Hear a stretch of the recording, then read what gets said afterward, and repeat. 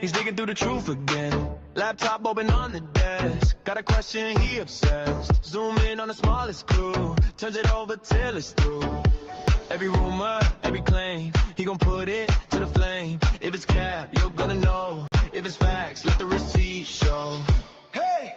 Hit that like for Justin, investigate every case, yeah, he elevates. Ring that bell, stay and watch it play, cause the truth don't wait, it don't wait. Smash subscribe for Justin, investigates. Watch him roll, bring it down, point by point, straight, going like. Going like. Going like. Going like. Justin, investigate.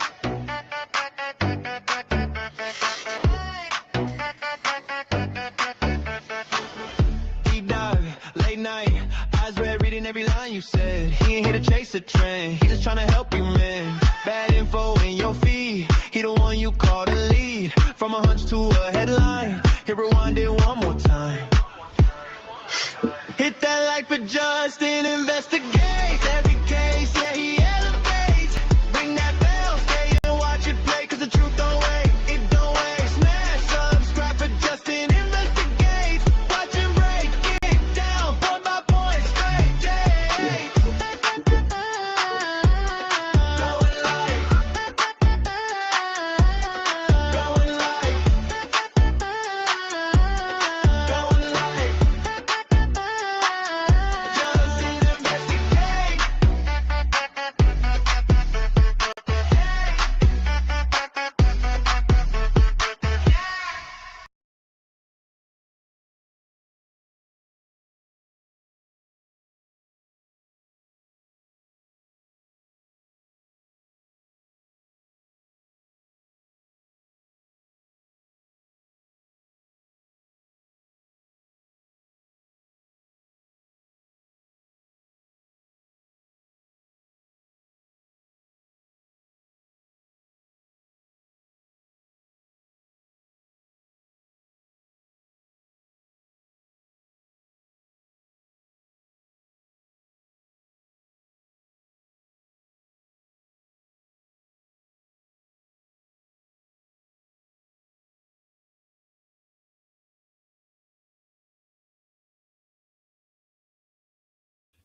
Good evening, Crime Crunchies. Thank you so much for joining me tonight. I am your host, Courtney C., a 27-year veteran of the media, and I am so happy to be able to bring you Crime Crunchies. I see we've got a lot of folks already in there. Thank you so much. Good evening.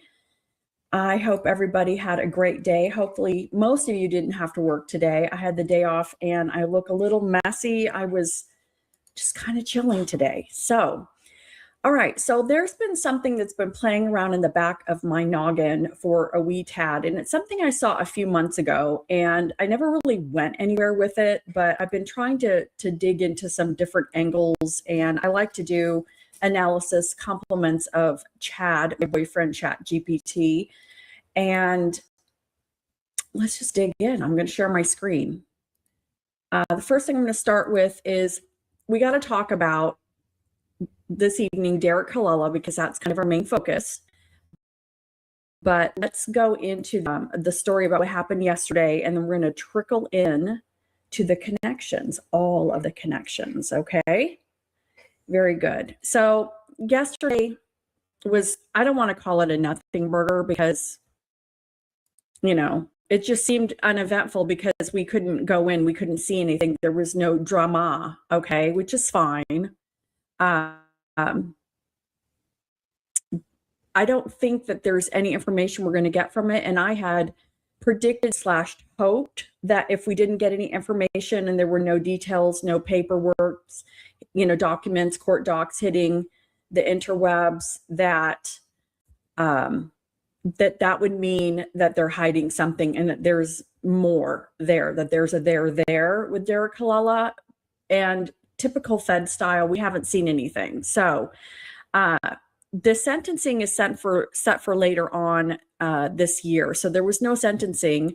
He basically just pled guilty. But let's read this article from Yahoo, and then we're going to just, again, go down the rabbit hole tonight. So Yahoo News, Nancy Guthrie, latest updates. Man admits sending fake ransom notes to Savannah Guthrie's family. Derek Kalala from California pled guilty to 2 counts of harassment by telecommunications device. So basically, it was a plea hearing yesterday. He took a plea deal, no trial, and basically, I think it was probably pretty short. So a man has admitted posing as a kidnapper of Nancy Guthrie and sending fake ransom notes to her family, which is not right. He sent ransom texts, which is weird. Okay.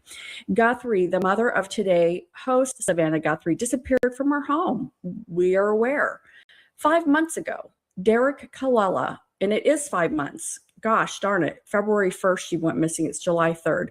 Derek Kalala from Los Angeles pled guilty on Thursday to 2 counts of harassment by telecommunications device. He faces a maximum penalty of 2 years in prison and a $250,000 fine, though a plea agreement calls for Kalala to serve 5 years on probation. So we kind of already know what he's going to end up doing.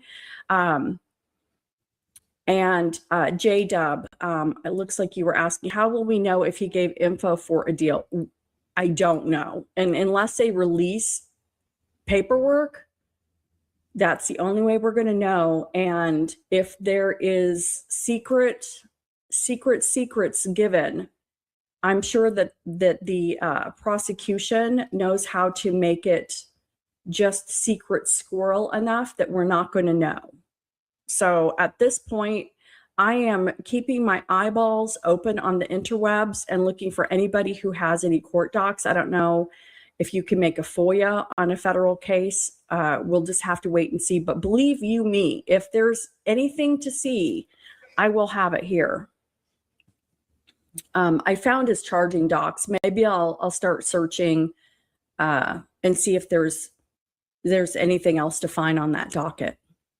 Okay, so he admitted to calling and sending text messages to Guthrie's family on February 4th and asking about a Bitcoin transfer. The past week has seen multiple developments in the case. On June 30th, an FBI official told Reuters that 3 ransom notes linked to the disappearance, including one claiming she died after being abducted, were fake. These are the TMZ notes. So supposedly, again, I question this heavily. What FBI agent is leaking to Reuters that the notes are fake? And FBI, I don't know if they leak. Do they leak? If they don't need to leak? Because if we recall, Howard Blum released more information in one of the earlier, like the second ransom note that are supposedly real. He leaked more information about what was in that ransom note. That information, if accurate, would have had to have come from the FBI. They're the ones who have the ransom notes. Okay. If the FBI truly leaked that information, if it's accurate to Howard Blum, then that's what I would consider tickling the wire. Okay. Trying to get something flushed out of the bushes. Okay. But Reuters just randomly saying that the FBI reached out to them and told them that 3 notes were fake does not math for me. I'm not buying it. Okay. I don't see a purpose of anybody from the FBI reaching out to Reuters about this. And, you know, we're going to watch a video from Harvey Levin on TMZ. You know, it's one of those things where believe half of what you see and half of what you hear. Okay. I'm more inclined to believe that the Howard Blum article with the ransom note information was probably accurate because could be an advantage to the FBI leaking more information on the ransom note, specifically the buried in nature phrase, which again is going to get more people perhaps calling the tip line without the FBI saying, hey guys, we need your help. Okay. This, I don't know. So I'm just going to just kind of leave it there for a minute and just say the jury's out. I want to believe that they're all real personally, but we don't know. So again, I just don't think FBI, and it's something, it's funny because Jen Coffin Dagger, I love that. She had mentioned before, she's retired FBI. She had mentioned that any FBI or really law enforcement person leaking stuff to the press, what are they trying to accomplish? She feels like it's very disloyal and really not a good code of conduct. And, I don't know if they take an oath when they sign up like the Boy Scouts, but, who's really leaking? Not cool. Okay, so this is going to go into more of the notes, and we kind of all know that it's redundant. I really just wanted to talk about the fact that to start tonight out with, Derek had a plea deal. He went in, he's facing up to 2 years, but most likely he's going to get probation, which is kind of a slap on the wrist. It's like, okay, I guess we can fake text, but come on. We all know that there's something weird going on with those texts, okay? And so that's really what I want to talk about tonight is where's this connection coming from, okay? And we're going to go to ChatGPT. This is your chance while I'm getting the screen ready to please subscribe if you have not. I believe that most of you have, but you haven't, please do. I would love for you to join. This is the Cool Kids Club. Be a crunchy. It's cool. All right. So we're going to go into ChatGPT. And again, I had seen a post a while ago. Let me just talk about this for 2 seconds. I had seen a post a few months ago, that was very intriguing. And then we got on to many other, rabbit holes. And so there it went, shiny object. I'd seen a post that connected, and you may have as well, but had connected Tommaso's band, Early Black, with Derek Kalela's band, which is something Slaughterville. I have it here somewhere. His band, of course. You know what? It isn't alive for me if I don't have a brain fart. That's all I can say. All right, we'll get into it. So Tommaso's band with Derek Kalela's, there could be crossover. I know that Kalela is in California, but Tucson, these bands that are, kind of heavy metal to kind of dark metal, Secret Mutilator. How could I ever forget Secret Mutilator? Thank you so much, Leanne. Early Black is Tommaso's and Secret Mutilator is Derek's, okay? But the club scenes, they do go back and forth. It's kind of the same deal. So here is a post that we're going to go through on Facebook, and it's under Missing Persons group. And Jennifer Williams, I'm not sure if she's Mama on a Mission. It looks like she is Mama on a Mission. So this is the connection that she's drawn, and I want to talk about tonight. So shocking web of connections. Oh, you guys can't see this. Hold on. Let me switch really quick. I thought let me just go back and forth this way. That way I don't have to. Okay. Let me make this a little bit bigger as well. So we're going to go to Chad, but I think it's probably better to look at this post together. And this is not the original one I've seen, and you might have seen this as well, but it's definitely worth looking into. So shocking web of connections. Tommaso, DJ Mojito, Secret Mutilator, and Club Congress is a club in Tucson. As more information continues to surface in Nancy Guthrie case, a number of overlapping connections appear to circle around the same music scene and venues in Tucson. Again, it's the same music genre, okay? Let's lay out what people are noticing. Tommaso, Nancy Guthrie's son-in-law, is connected to the band Early Black, which has performed at Club Congress in Tucson. DJ Mojito, a Tucson DJ who has also performed at Club Congress and appears connected within the same music scene. Derek Kalela, The man arrested for sending the ransom request connected to Nancy Guthrie has ties to the band Secret Mutilator in California. Secret Mutilator. DJ Mojito has previously referred to members of this band as mom and dad in social media posts, so they know each other. Club Congress, a Tucson venue where multiple individuals connected to this case appear to have performed or been involved in events. Other names in the circle. Connections have also been discussed involving Kayla Day, not sure who she is, and Luke Daly, who was detained with the Range Rover, as well as individuals who were seen outside Nancy Guthrie's home during a controversial photo shoot. You guys remember when the media was there and there was a gentleman and a young lady doing a photo shoot, and she had on very short black shorts and just kind of looked out of place. And people thought it was odd that they were doing a photo shoot there and that they were dressed kind of in, dark leather kind of outfits. Another detail some viewers noticed, DJ Mojito's Twitch profile image shows black gloves, which some believe resemble the gloves reportedly worn during the alleged abduction. At this point, there are observations and connections people are discussing publicly, but what they mean, if anything, is something investigators will ultimately determine. But one question remains, are investigators looking at this entire circle of connections? What do you think? Drop your thoughts below and let's discuss. And then there is an image here. Looks like AI made this because, and it's AI when there are typos, like they're weird words. So here's a picture of DJ Mojito, Tommaso, Annie, and then we've got Secret Mutilator, and then this couple that was taking pictures outside of Nancy's house.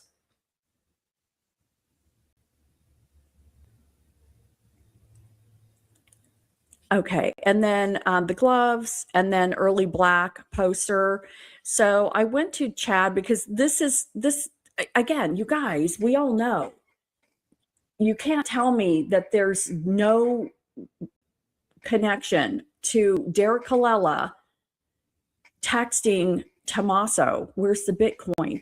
These guys, they have to either know each other or know of each other. Does that sound logical to anyone else? I think we kind of all agree. There's just no way. And so I went to ChatGPT, and let me see if I asked this one earlier. I was looking at some other things. All right, so this was my first question. Is there any documentation that Tommaso was the executor of Nancy Guthrie's will? All right, I do want to include this. We haven't talked about this tonight, but I keep seeing people posting and commenting that Tommaso was the executor of her will and that she was going to go meet an attorney the next day after she was kidnapped and change her will. And so while I was doing this exercise, I'm like, let's just see if there's anything to that. So, hey, Chad, is there anything out there? So what Chad says is, based on the publicly available reporting that I could find, I have not found any verified documentation supporting either of these claims, which is not surprising because it'd have to be public knowledge. She would have already had to have filed it. As far as we know, there was just someone saying she was going to meet with her attorney. But Chad didn't find that Tommaso was the executor of her will or trust, that Nancy had scheduled a meeting. Here's what the public record appears to show. There has been widespread online speculation about Nancy's estate, trust, beneficiaries, and financial arrangements, but no will, etc., identifying Tommaso as the executor. Some reports indicate Nancy's home is held in a trust, which means the relevant controlling document would likely be a trust agreement rather than a simple will. However, the trust itself has not been made public. And here's the deal. You can go and have a document drafted and printed up, but until you sign it and notarize it and file it with the court, it's not a legal document. So she could have, met with her attorney and even had a draft written up, and the current trust or will is going to be the one that's filed with the court. So, I mean, did she mention? Was there an argument? Did she say, I'm taking you out, I don't want you managing my stuff anymore? Again, everything we talk about tonight is speculation. It's just out there, and we need to address it because that's what we do. We talk about it, we think about it, we file it, we move on. All right, investigators would have already figured this out. So I asked about any videos to see if there's anything that would be worth us looking at, and there wasn't. So I just asked, what details did we learn? I wanted to see if there was anything that is out there that I did not run across, okay? And what happened is in court is that's publicly aware from everywhere on the interweb. ChatGPT basically says, again, Kalela pled guilty to both federal counts, transmitting a ransom demand in interstate, blah, blah, anonymously using a telecommunications device. Prosecutor stated that he sent the text, which we already know. Did you get the Bitcoin? According to investigators, the messages were an attempt to impersonate Nancy Guthrie's kidnapper. And again, why? Why would he do that? If you kind of know Tommaso, or you're in the same circles as Tommaso, why are you, this is what doesn't make sense to me. Why are you doing that? Here comes Moose. Oh gosh. All right, here's Moose. He's bothering me now. Goodbye, Moose. So he entered into a plea agreement. His formal sentencing hearing is set for September 10th. One report states that under the plea agreement, prosecutors and the defense anticipate 10 years of probation will be recommended. The other one said 5 at sentencing rather than prison, but that recommendation will not become final until the judge imposes sentence. So again, the prosecution, they can put forward whatever they want, but the judge can do whatever they want. What we still don't know, the reporting available so far does not indicate why Kalela chose the Guthrie family, whether he expected to actually receive Bitcoin, whether he acted alone, whether he had followed the case for weeks, whether he had any connection whatsoever to the real kidnappers. The FBI has consistently maintained that Kalela's messages are not believed to be connected to the genuine ransom communications. And so this is my question as far as this goes. If Kalela was trying to pretend to be the kidnappers, the text that he sent, let's just peel this back a little bit. The text that he sent is, did you get the Bitcoin? We're waiting on our end for the transaction.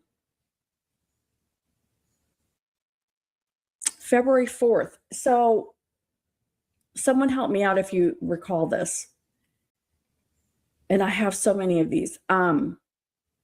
Had a ransom note already been acknowledged by the family? I'm trying to remember. By February 4th, had a ransom note already been acknowledged by the family?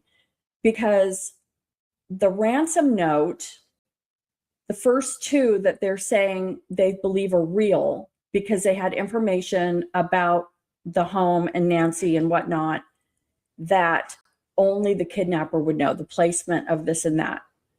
Was there a Bitcoin wallet in those, or I thought the Bitcoin wallet account came later in like the 3rd, 4th, and 5th through TMZ?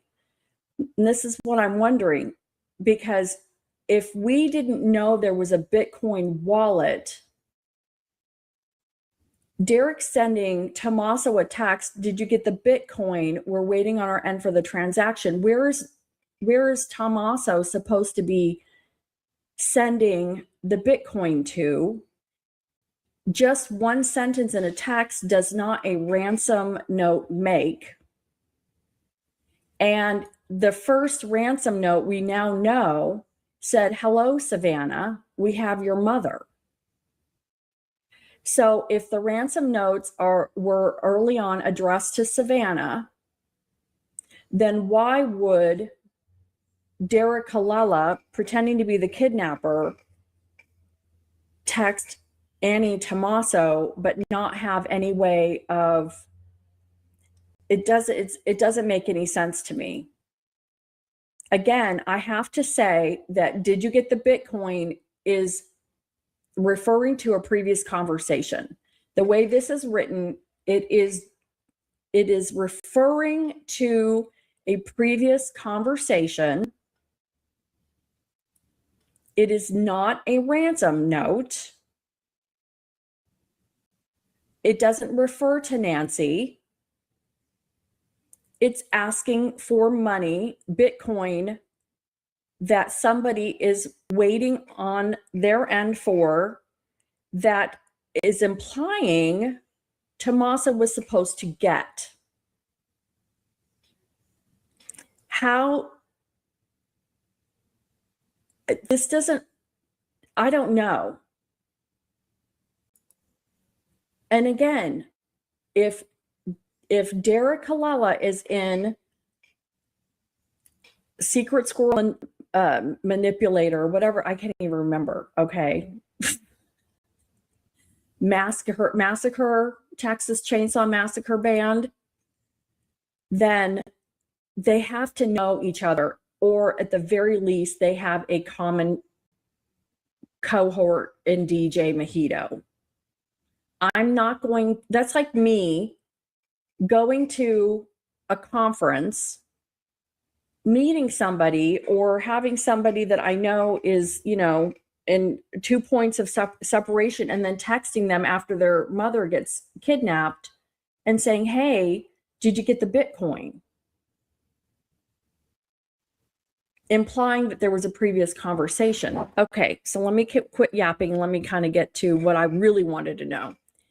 Okay, there are reports that Colella knew Tommaso from the band scene. Why would Colella think he was impersonating the kidnappers if he knows Tommaso?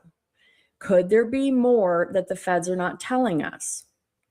So Chad says, this is one of the more intriguing aspects of the Colella case, but it's important to separate what has been reported and what remains speculative. And I don't like Chad because he won't guess, and I want him to guess and theorize, but he won't. Okay, but let's just go, okay? What is publicly established? The publicly filed federal case alleges that Derek Colella texted Annie and Tommaso from a VoIP number, sent a message referencing Bitcoin, made a brief 9-second phone call to a member of the Guthrie family, which we believe is Annie or Tommaso. We don't know what was in that phone call.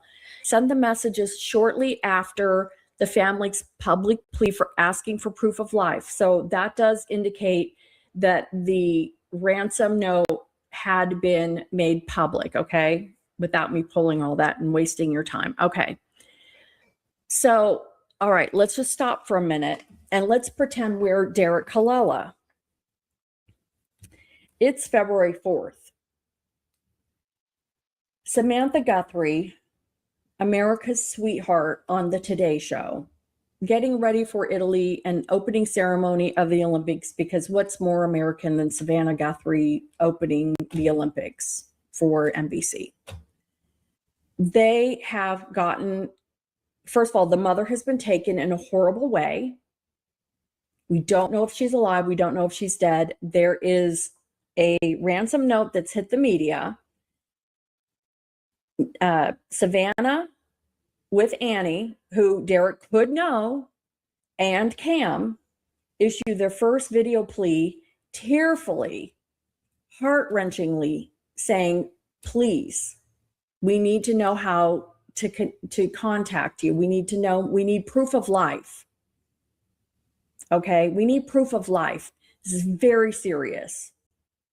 And Derek Colella just you're telling me, just randomly says, you know what, today's a good day to pretend I'm that kidnapper and text somebody who I could run into a year down the road when we're in the band scene and we're doing a gig. Yeah, let me just go ahead and pretend to be the kidnapper. And let me just send this weird message. Hey, Tommaso, unrelated. Did you get the Bitcoin? Hey, we're waiting for it on our end, okay? We're waiting for it. We've been waiting for it. No, No. I was not born yesterday, and you cannot tell me, unless this person is missing a chip of some sort, you cannot tell me that Derek Colella just thought that it was a good time to tax Tommaso, pretending and thinking, well, maybe, what if I do get money from this guy? No. All right, the reported acquaintance. There have been reports in online discussions that Colella and Tommaso knew each other through the Southern California music or band scene. As of now, I've not seen that relationship established in the federal criminal complaint, which they're not, the plea proceedings, which they're not, FBI press releases, which they're not, and statements by prosecutors, which they're not. So in my opinion, it means nothing that they're not saying anything. If they did know each other socially, that alone would not necessarily contradict the government's theory. People sometimes target acquaintances for harassment, pranks, or attention precisely because they know how to reach them. Just not. Why would he impersonate kidnappers if he knew Tommaso? So let's look at this. There are several possibilities that fit the publicly known facts without assuming facts not in evidence. He was trying to exploit a high-profile case. If he knew Tommaso, he may have believed his message would be seen quickly and taken seriously. Oh, so because I know Tommaso, he's going to respond to my text and send me Bitcoin because we have contacts. I don't think so. He wanted attention or involvement. Some hoax communicators insert themselves into major criminal investigations without having any real connection to the underlying crime. Really? Is that the time to insert yourself? Is that really the time? He believed he could obtain money. The Bitcoin reference suggests that at least the appearance of a ransom demand, although the publicly available filings had not fully explained what he expected to happen. But where was he going to get this money? He didn't give it an amount. He didn't give a wallet.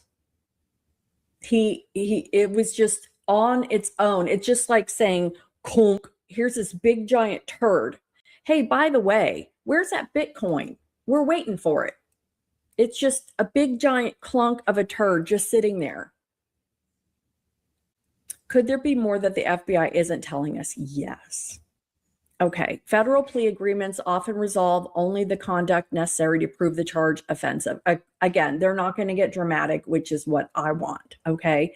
Investigators may know additional details that are never discussed publicly if they are irrelevant to proving the offense. Part of an ongoing investigation derived from interviews that are not introduced in court or related to investigative methods. However, it's important not to infer from that possibility that there is undisclosed evidence leaking Colella to the kidnapping itself. They're saying they do not believe his messages are connected. All right. So I said, can you do a history of Derek Colella? Tell me everything you know about him, his past, where he grew up, hobbies, etc. So I want to know a little bit about this, okay? Derek Colella, 42 at the time of his arrest in February 2026. News reports identify him as living in Hawthorne, California, while some reports describe him as being from Torrance. The arrest occurred in Hawthorne. Criminal history. As of the public reporting available today, I've not found evidence of a lengthy criminal record. I have not found reports of previous felony convictions. I have not found reports of prior arrests involving fraud, extortion, kidnapping, or violence. That doesn't necessarily mean none exist, only that none have been publicly reported or highlighted in the federal case. Employment, no verified news is identified. We don't even know where he works. Where does this guy work? Education, there are currently no verified reports identifying where he went to high school, college, trade school. Very little has been released about his family other than the fact that his mother, I guess, dropped him off today. One neighbor interviewed by local television said his parents also lived in the neighborhood. They described the family as friendly and commented that they had seen Derek less often over the previous year. Beyond that, I have not found verified information regarding spouse, children, siblings, or parents' identities. There are no verified reporting identifying hobbies. The music scene rumor, as you mentioned before, there have been online discussion that Colella knew Tommaso through the Southern California music scene. However, I've not found any documents. Technology, court documents do establish that investigators allege he used VoIP. The account was linked to a Gmail. Investigators traced the communications to his residence via his IP address. After receiving his Miranda warnings, he allegedly admitted sending the text messages because he wanted to see whether the family would respond. So where's the trying to get money? That seems weak. Where's the whole idea of, did you get the Bitcoin? We're waiting for the transaction. What does he think the family's going to do? And here's our question. When did Tommaso and Annie relay that they'd received these texts and this phone call to the police? Did they contact law enforcement immediately and say, yo, I just got this really weird text and a weird phone call? Oh, we both got the same text. They're wanting Bitcoin. What is this?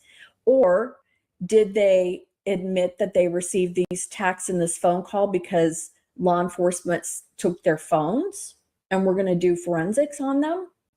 Or did a law enforcement seize the phones, run forensics, come across this weird text and phone call from the same number, and then say, hey, Annie and Tommaso, what's up with this? So there's 3 scenarios. We don't know which of those happened. Did Annie and Tommaso give it freely right away? Did they give it only after their phones were seized and knew that across these weird texts? Or did law enforcement only find them after running forensics? That would be very helpful to find out, because that, again, is consciousness of guilt, depending on what order, this information was relayed. After appearing in federal court, attempted to question him. According to local news coverage, he declined to answer questions, was released under bond conditions, and later pled guilty today. What we don't know publicly, it chose them closely before sending the messages, whether he knew anyone in the Guthrie family. Again, I just have to say, if he went in and basically said, I just wanted to see if the family would respond. You're telling me that you're just curious to see if somebody that you may have run across, are affiliated with somehow in the band scene. You just wanted to see if they would respond. After the mother is kidnapped, beaten, maybe murdered, now is being held for ransom. The family is horrified, destroyed, weeping. You just wanted to see if they'd respond. Maybe he doesn't have a job. Maybe he was bored, right? It's not what everybody does when you're bored. Don't you just do that to somebody that you might know? Just text them at the worst moment of their entire life. Okay, so I asked him to do extensive research, but honestly, he didn't find much more. Sometimes what it'll do is it'll tell me that, if you want to find more information out, do you want me to do this? And I'll say, yeah, do that, Chad.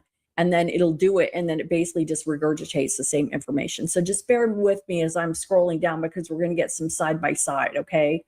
Talk amongst yourself. All right. So it looks like we do have some information here.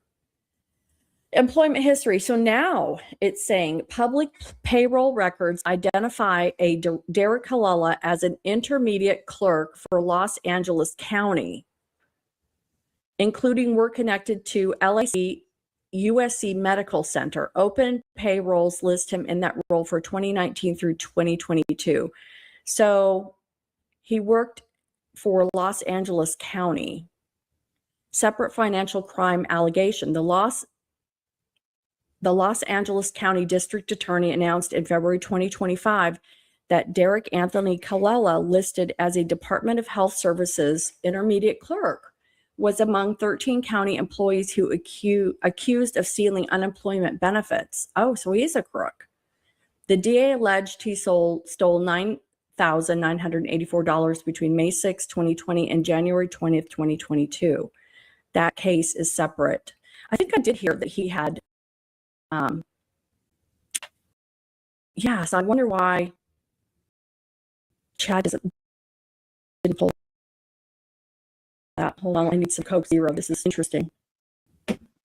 Okay, so now we have music hobbies. Parade reported that Colella used the music persona, secret squirrel, mutilation band, and had released music on Bandcamp.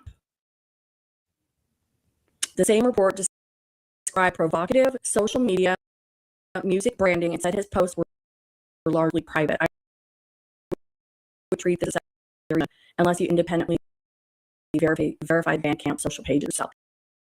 There's also online rumors that Colella and Tommaso knew each other. I found chatter about that, but not a court filing. Of course, you're not. Family, personal life. Parade reported his Facebook suggested he was married, but said it was unclear to whom or how long, whether he had children. I did not find information on growing up. Okay, can you find out if Derek's band played the same venue on the same dates as Tommaso? Yeah. Dominic Evans was another one. That's interesting, Joe, because I remember looking at Dominic Evans in the very beginning, and Dominic Evans, I thought kind of looked like Porch Guy, but then I dropped it.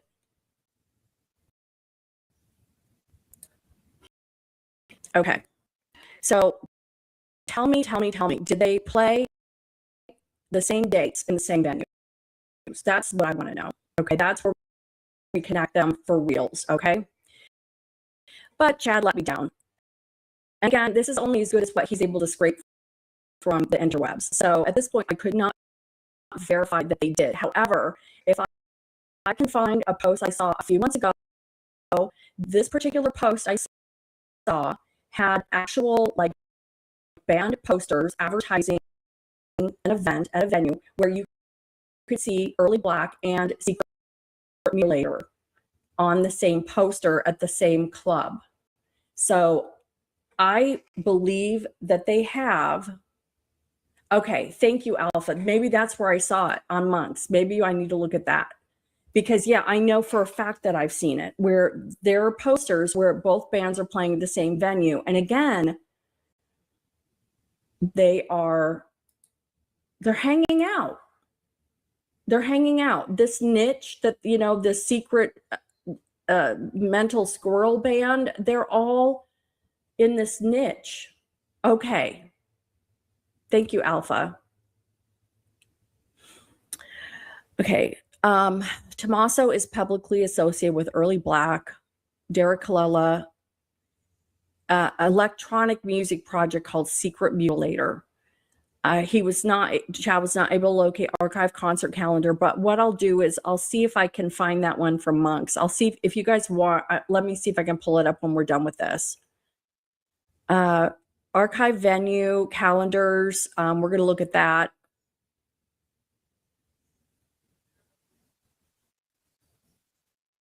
So one thing Chad found interesting is if the online reports are accurate, that Tommaso's band was based primarily in Tucson while Derek's project was centered in Southern California, it would not be surprising if they never actually shared a bill.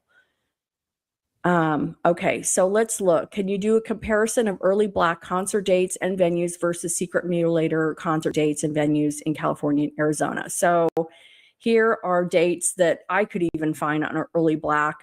May 26, 2006, the Flycatcher. Whoever was doing the website for Early Black just was not doing it. They did not update. So we've got 4 dates on this website for Early Black. And although we know that they did play at Club Congress, but there were no dates for Secret Mutilator. And then Chad didn't find anything about that. But let me go. Okay, so this is where I wanted to see if there's any written connection between Derek Colella, Tommaso, Luke Daly, and DJ Mojito. So Derek Colella pled guilty, no verified connection to Luke Daly or DJ Mojito, although I disagree with that because they probably have crossed over. Tommaso, publicly connected to Early Black. Luke Daly, no verified connection to Colella or DJ Mojito. DJ Mojito, no verified law enforcement or court connection to the other three. But then I thought, okay, well, let's look at them and Zach. So let's look at Zach, MG Motors, DJ Mojito, Derek Colella, and Tommaso. And it didn't find anything other than the connections of Derek Colella with Tommaso with the tax, Tommaso with Early Black, Luke Daly to the Nancy case. Zach showed that he worked for MG Motors, Luke Daly to the Range Rover and MG Motors. That's their connection. DJ Mojito, hotel or Congress Club Congress listing shows DJ Mojito performed there. We know supposedly Early Black played there as well. And of course, Secret Mutilator is going to have played there.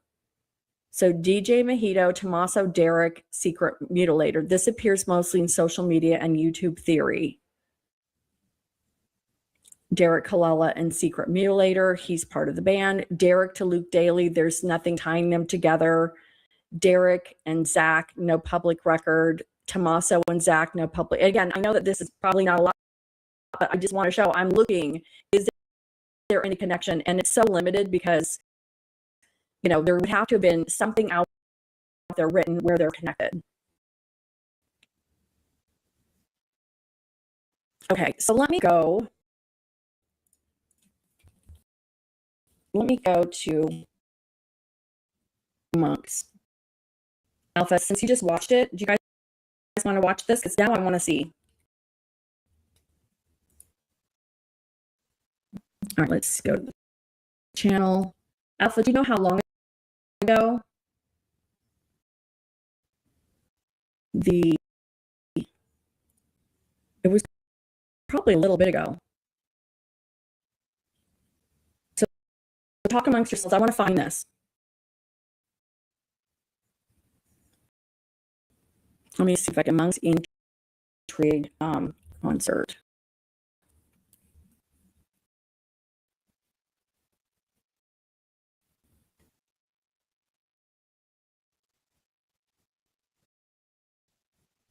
Let me look, but I thought it was recent. Really? Okay. Let me go back. Talk amongst yourselves, you guys. Normally, I'm really prepared, but I didn't know that he was, I couldn't remember he was the one. So, bombshell. It's called Connection. The one on the DJ was really good. I might have to find it. I don't want to waste your guys' time. You guys don't come here to sit and watch me Connected. 2016. Everyone's like, no, I've seen this video. Connected. Oh, this one. Okay. All right, hold on. Let's just watch this. All right, let me take this down. I gotta get my audio because I have to switch and flip the thing. Do do do do do do do do do do do do do do do. All right.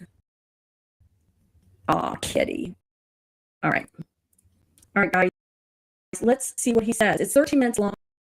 All right.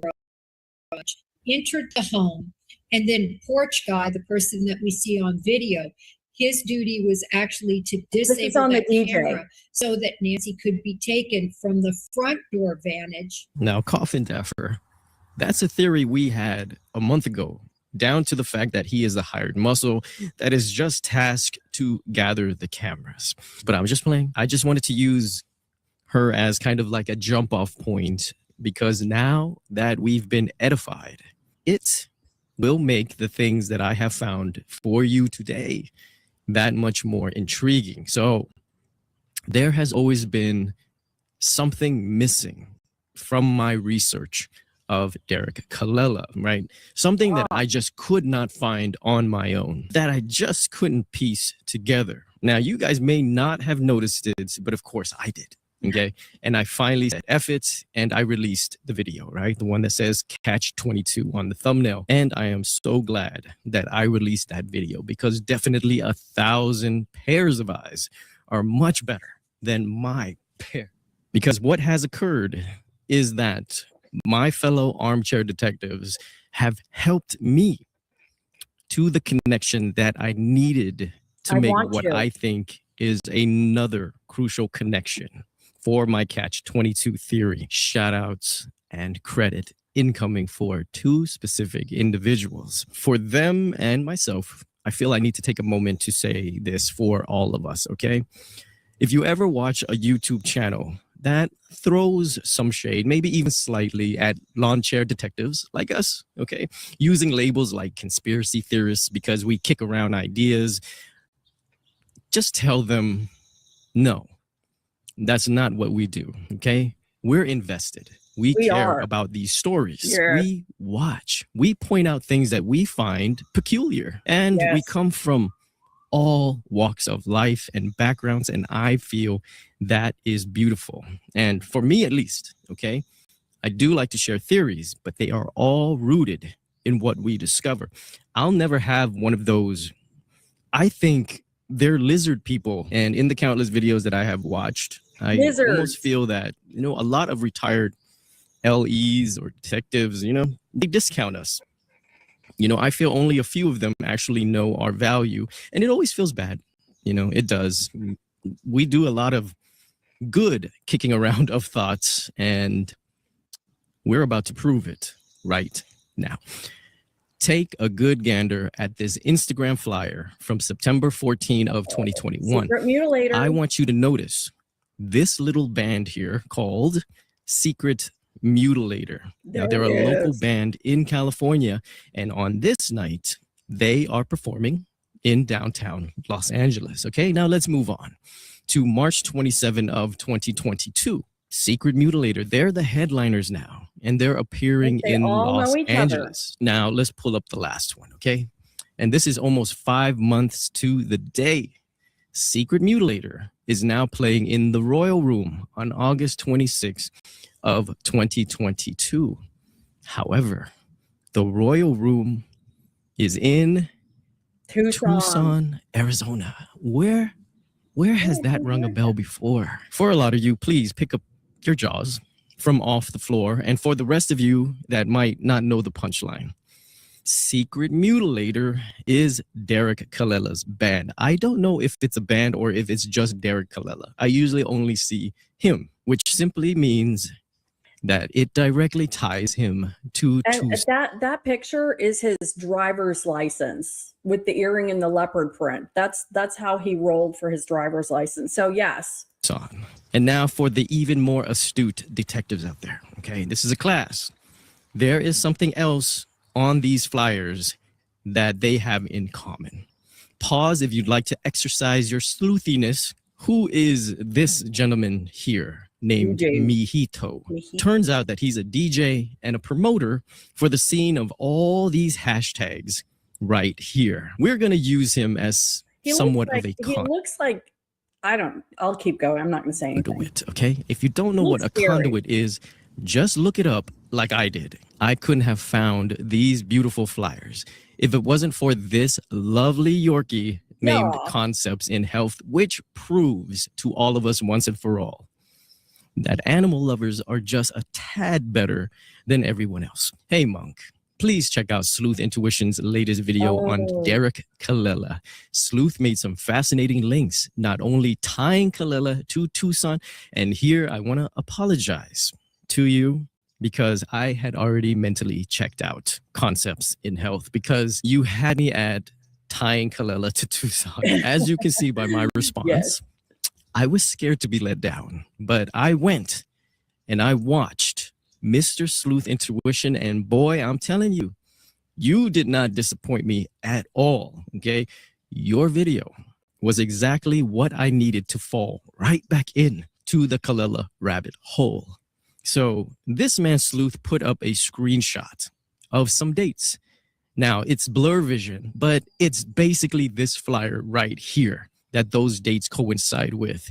And this flyer is in front of our faces because of this. Now, Sleuth was also able to connect that man named Mijito to Kyla Noel, which of course is connected to Luke Daly in some strange way that he won't admit. And I'm telling you, Sleuth Intuitions has a very compelling angle to all of this. His thoughts are very interesting. The link to his video, because he'll tell you better, is in the description below, and I encourage you guys to go watch it. Let him tell you for himself. Give him a subscription because he deserves it. Now, there is another bombshell that I am about to drop on you. So hold on to your britches, because if you haven't noticed, I can be a little obsessive when I'm into something. And Sleuth Intuition gave me a big piece of this puzzle, and I was determined to find that other missing plot hole in my Kalela theory, catch 22. Now, for those that have not realized why I called it catch 22, because there were a lot of comments that I could tell that they were a bit confused. And that's because Kalela is in a no-win situation, which is a catch 22, right? He's already been caught calling Tommaso and Annie for that Bitcoin, and he's going to jail with no Bitcoin. If Tommaso is involved and does owe Kalela a Bitcoin, Kalela can't even tell the police about it because that would just implicate him in the Nancy Guthrie case. Correct. So all he can do is shut up and take the lesser of two accusations. Catch 22. So I'm going to interrupt because, again, last night or the 2 nights ago, I talked about if Tommaso owed Kalela or someone associated with Kalela Bitcoin or money, and this whole thing was a soft staged kidnapping to get money and then return Nancy to her home safely that got botched, they got no money unless they have scavenged Nancy's account, but they did not get money. Derek did not get paid. So is there a debt that's still owed? What's going on with that debt did not go away? If my eyes are not bloodshot red today, I feel that is a win, because I stayed up way past my bedtime scrolling through 3 different Instagrams throughout almost a decade of just posts that I never ever wanted to see in my life, just to find those flyers that I showed you. But if my eyes were bleeding, the bombshell that I'm about to tell you is all worth it. Now let's go ahead and meet Mr. Mijito so that it could all make sense, okay? So I scrolled all the way from present day Mijito, the goth DJ that you see before you, all the way back to a much simpler time when he was just a fresh-faced lad who was discovering himself like we all did, and it looks like he has some interests in photography. Then I came across the first DJ Mijito flyer right here. October 20th of 2017, called the Ritual Witches Ball. And there's his name right there. And this definitely was his debut into this space. And this was all happening at the new House of Rituals, the Flycatcher. The Flycatcher, I will say, is a pretty awesome name for a bar, club, whatever this place is, until you start to think about in context of what it's being used for. In their own flyers, they are advertising goth, witches, which I will assume are the catchers. So who are the flies? So from this, we already know, right? Derek, Kalela, and Mijito have known each other at least since 2021. I feel we could safely assume they know each other. If anything, Mijito is a promoter, right? So he's most likely promoting Kalela's music as well. Now, I will urge you to watch or rewatch Catch 22 in my video catalog to really understand the theory that I had laid out about Kalela and his possible motives. And the main connection I felt needed to be in play is the connection with Tommaso and Annie to a certain extent, because both of those people were texted directly by Kalela. Well, and I want to make really quick, I don't like interrupting this, but somebody said that Annie's Wiccan. And are these people into witchcraft? I mean, is there something going on here? Because, I mean, they kind of look like they fit the part. What's up with that? It will make what I'm about to show you that much more impactful. Okay. So the Flycatcher is a club which in 2017 is labeling themselves as the new house of rituals. In Sleuth Intuition's video, he digs into that culture that is associated with mojito, which is simply satanic. Okay. Yeah. They are Satan worshipers. So by their very own text and what they want to be known as, the Flycatcher is a satanic house of rituals in 2017. Now, look at these tour dates. November 12th, 2017. Yeah. The Flycatcher. August 10, 2017. The Flycatcher. July 14, the Flycatcher. This is the schedule of a little known band in Tucson called Early Black. Yes. And this schedule is wrapped around Mojito's DJing debut. So Tommaso Sione's band played at the self-proclaimed new house. So this guy is the bandmate that he looked like he could have been Porch Guy. If you look at his eyes and the eyebrow and the soul patch here, I thought he looked like Porch Guy. He was the first guy I looked at. Joe, you said his name. But supposedly he had to hide in his home because his life was supposedly ruined by this. But he looks like Porch Guy. And he's shorter than Tommaso. His eyebrows, he looks like Porch Guy. Porch Guy, well, this is an older picture. We don't know if this guy, Porch Guy to me is 5'9", 5'10", Dominic Evans. Yes. Porch Guy looks average build. I wouldn't call him athletic, but this is an older picture. This could be 6, 7, 8 years ago. This is the first guy I thought, but I let it go. But his eyebrows, his eyes and the soul patch, he looked like Porch Guy to me.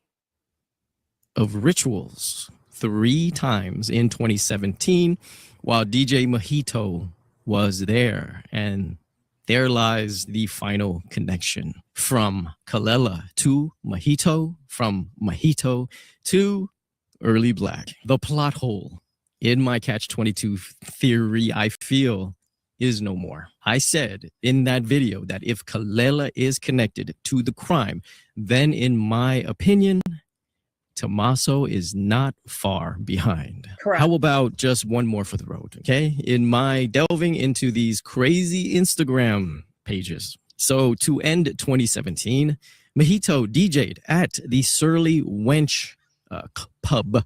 Do you think he got a referral from Early Black, who played there in 2011, right? Who knows, okay? I want to end the video by saying much love to Concepts in Health. Without you, I would have never found Sleuth's Intuition. And to Sleuth's Intuition, I will say you have all my respect to your research and your channel. I love it. And I found Sleuth because of Joe and his secret emails. So yes, thank you, Joe. Okay. 1,000,000 eyes are better than 2. Now, for the rest of us, please share this video and maybe the FBI. We will share the video. And you know what? Thank you, Monks. And thank you, Alpha and you guys and J-Dub for mentioning that you had just watched it. Thank you for watching it again with me. The sheriff and T were gambling buddies. Well, okay, now I don't know. All right. Again, we're all, whatever you want to call it, armchair detectiving, but the connection, Nanos got in trouble for gambling in El Paso. Mojito looks like porch guy to me. He calls DC dad. I don't know. That whole scene looks a little too rich for me. I'll tell you that right now. I'm a little boring. I'm not going to be going to any of those places. Okay, so this is crazy. I do feel like I don't want to play Sleuth's video. I don't want to play Catch 22. And do you guys want me to play Catch 22 while we're looking at this? I want to give Monks all the credit in the world, but I mean, we're going down this rabbit hole and I feel like it's connected. So, okay. I won't do it. I don't want to waste your time tonight because, but I am going to watch Catch 22 after this for sure. Monks is amazing. I don't know. I'll reach out to him and see if I can get him, show his lady. You want me to watch who wants me to play Catch 22 while we're all sitting here together? Who wants to watch it together? It's like we're going to have a viewing party.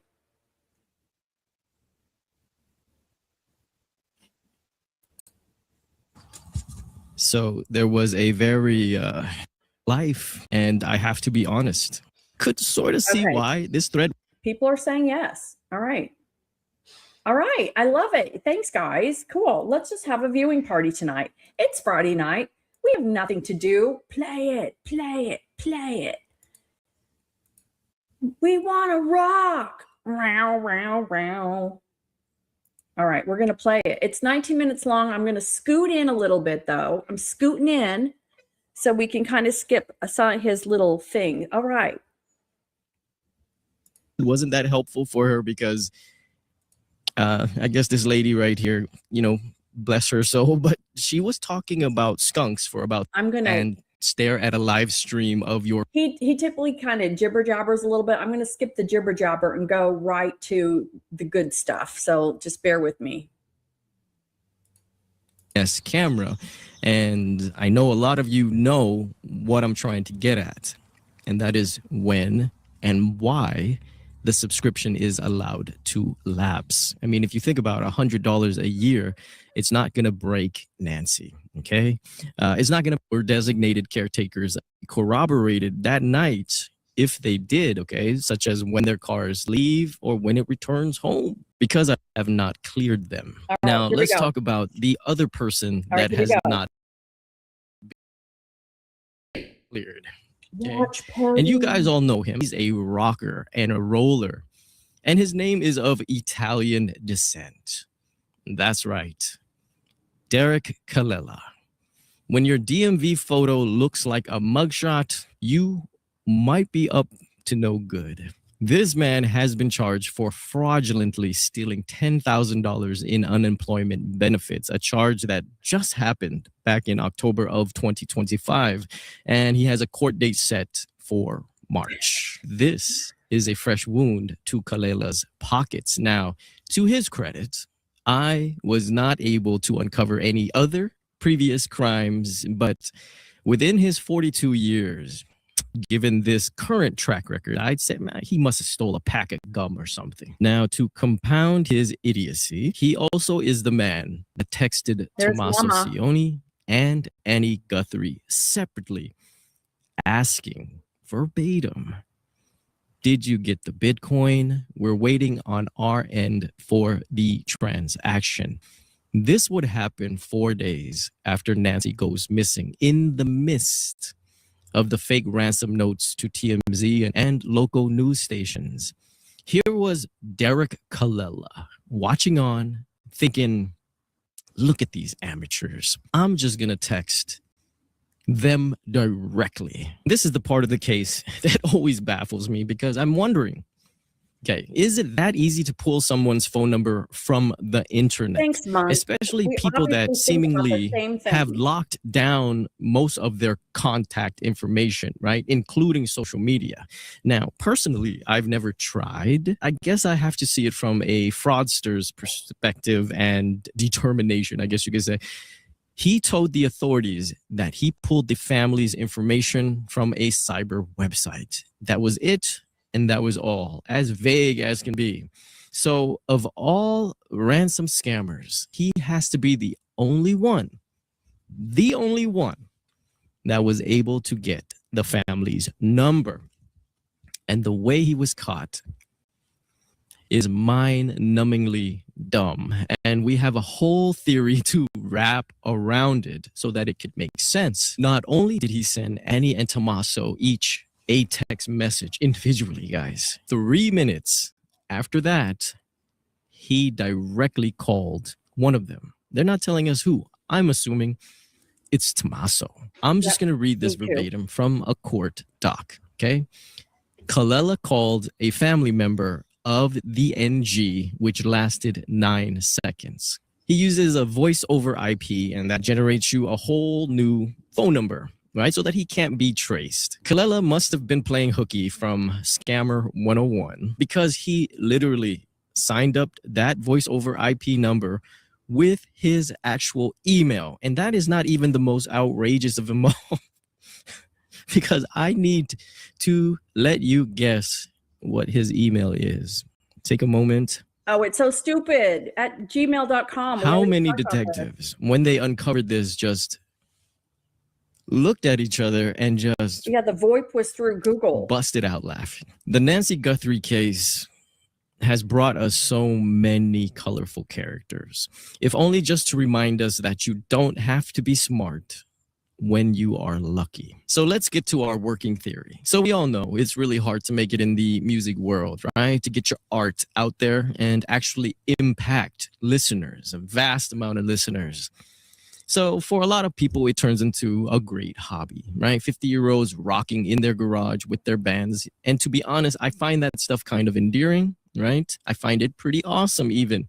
I know a 90-year-old man. He is my father-in-law's sister's husband, 90 years old, and he is just taking up the French horn. He tells me he's taking up the French horn. He's taking classes. He shows me YouTube videos of someone playing the French horn. And I admire this man dearly because I never want to think of age to be a factor for loving something. So here's Derek on his YouTube channel, and hey, he looks a bit like Colin Farrell, doesn't he? And he's jamming, right? His music videos are pretty much low effort, a very strange, eclectic kind of sound, you say the least. It's rock though, right? And I'll just say that it's not my cup of tea because, hey, I listen to the French horn. So in the world of underground rock, you get gigs, you play in small clubs, right? You run in a circle of like-minded rockers, I assume. Okay, so in our working theory here, there is a channel that connects two rockers to each other. And through the grapevine, they happen to exchange numbers. It's just a story because really there is no way for me to know how they would ever be in contact with each other, which is probably why they are in cahoots in this working theory because of the lack of past connection. Wouldn't it be interesting to know when Kalela saved that contact information of Thomas Sioni and Annie Guthrie? Because it clearly is in his phone. But when? And unplugged his phone into that thing called Cellbrite, where it pretty much extracts everything about your phone and they know everything that you've done. And if they did find a connection to, say, Tommaso or Annie, I think that's information that they are going to keep very close to the vest. Agreed. Because that would mean that Kalela is just basically a hired hand. Yep. And they will wait for the actual wolf. So Kalela, in our working theory, is drowning his sorrows away by making music, right? He is down and out after being busted for defrauding the government for nearly $10,000. And out of the blue, he gets a text from a name he's nearly forgotten. And this person was asking if he was looking to make some money. And we already know Derek really wants to make some money. However, this communication was rather wild for Kalela, right?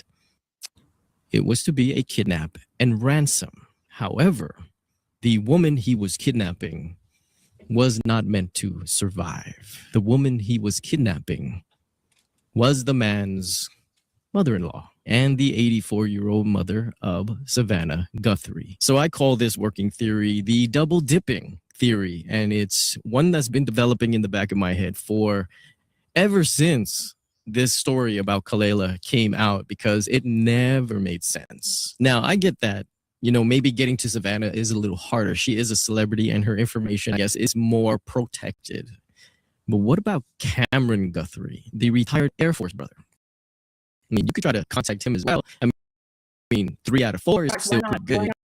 But instead, you only message the 2 people that don't seem to be making much money at all. Correct. Now, I will say, maybe you're just using them to get to Savannah, right? Because she has all the money. And that would be the only way I see it. But the wording of the text, guys, is very problematic. Let me read it to you again. Did you get Bitcoin? We're waiting on our end.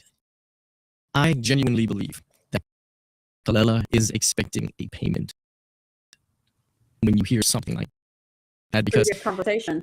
Doesn't it sound more like a reminder by Kalela, who's getting impatient? Remember, he's broke.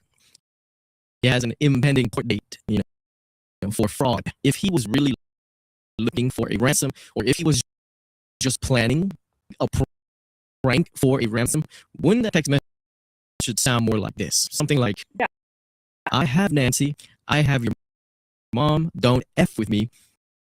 I want this amount of money, and I want it by this time. Doesn't that sound like what it's supposed to sound like? Now, that is ransom 101, okay? Now, compare that with, do you have the Bitcoin? We're waiting on our end for the transaction. If this was a prank, what in the world does the fraudster Eric have to gain from this? Nothing. He's inserting himself into a massive criminal investigation as a known criminal himself. Correct. He's either the stupidest man alive, or he actually did the crime. So, in my opinion, in my working theory, Annie and Tommaso have to be involved for it to make any type of sense. Remember that Annie and Tommaso are being protected by the sheriff, not being looked at as suspects per the sheriff's own words, that he cleared them very early on. So this is 4 days into the investigation. He's already cleared them by this point. So I want you to picture, if involved, okay? Imagine the sweat that would be beating down his forehead when he receives a text from that dumbass Kalela. What Kalela is not taking into consideration is that Tommaso and Annie haven't been cleared by the FBI yet. So anything coming from his phone in the future is evidence. And there it was. A text, a direct link to the culprit. And not only that. Well, and even though the sheriff came out and cleared the family, I don't think Nanos knows what's going on. I call him word salad man. I don't think he's an idiot. He messages Annie as well, incriminating her. Now, Tommaso is a smart guy. Okay, we have to give him that. The great manifester, right? So he immediately calls the FBI and tells them that he got a ransom request and proceeds to show them the worst ransom note. It's up there with the Jean Bonnet ransom note. Yes. And they read it. Do you have the Bitcoin? We're waiting on our end for the transaction. What can Tommaso say? He can say, FBI, sir, I have no idea where this is coming from. The reason why I call this the double dipping theory is because of this to me, okay? So if Tommaso and Annie are involved, that means it's for the inheritance. Now, think of it from Kalela's perspective. if he wants to be involved. He's risking life in prison and possibly execution here. And splitting an inheritance is not enough for Kalela. Okay? It's already being split 3 ways amongst the kid before it even gets to him. So, to sweeten the pot, the clever Tommaso, the great manifestor, suggests he will pay Kalela a flat fee, let's say a Bitcoin, but you have to keep Nancy alive long enough so that you can give the family proof. Oh my God. What Monks is saying is that Tommaso hired Kalela to do the deed. Wow, that just went over me. That's what it was. Kalela promised. What Monks is saying is that Tommaso owes Kalela Bitcoin for doing the kidnapping. Life, and from that you stand to make millions. They will pay for Nancy. Let me rewind this a little bit, you guys. Hear this again. It's already being split 3 ways amongst the kid before it even gets. All right. Hold on. So he immediately calls the FBI and tells them that he got a ransom request and proceeds to show them the worst ransom notes. It's up there with the Jean Benet ransom note. And they read it. Do you have the Bitcoin? We're waiting on our end for the transaction. What can Tommaso say? He can say, FBI, sir, I have no idea where this is coming from. The reason why I call this the double dipping theory is because of this angle that might only make sense to me, okay? So if Tommaso and Annie are involved, that means it's for the inheritance. Now, think of it from Kalela's perspective. If he wants to be involved, he's risking life in prison and possibly execution here. And splitting an inheritance is not enough for Kalela, okay? It's already being split 3 ways amongst the kid before it even gets to him. So, to sweeten the pot, the clever Tommaso, the great manifestor, suggests that he will pay Kalela a flat fee, say a Bitcoin, but you have to keep Nancy alive long enough so that you can give the family proof of life. And from that, you stand to make millions. They will pay for Nancy. I promise you. Just ask for Bitcoin. They pay. You cash out. She dies. You disappear. So in the double dipping theory, you have inheritance and a scam ransom after proof of life. And it was all going great, wasn't it? Except Kalela forgot something. He forgot Nancy's meds, and he couldn't keep her alive but for, say, a day. So proof of life was gone by day 4.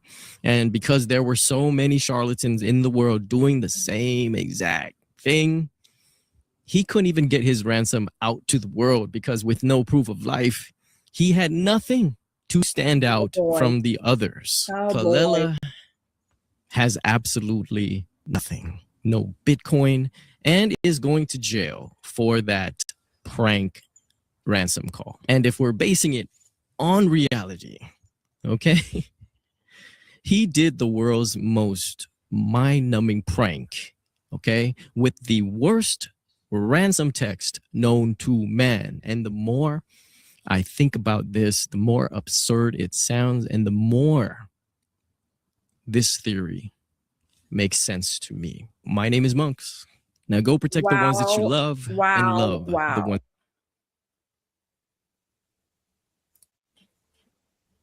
What do you guys think of that?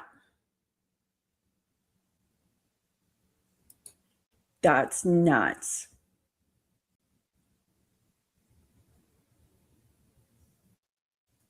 I had not thought about that. Wow, Monks is the dude. What if Monks just broke this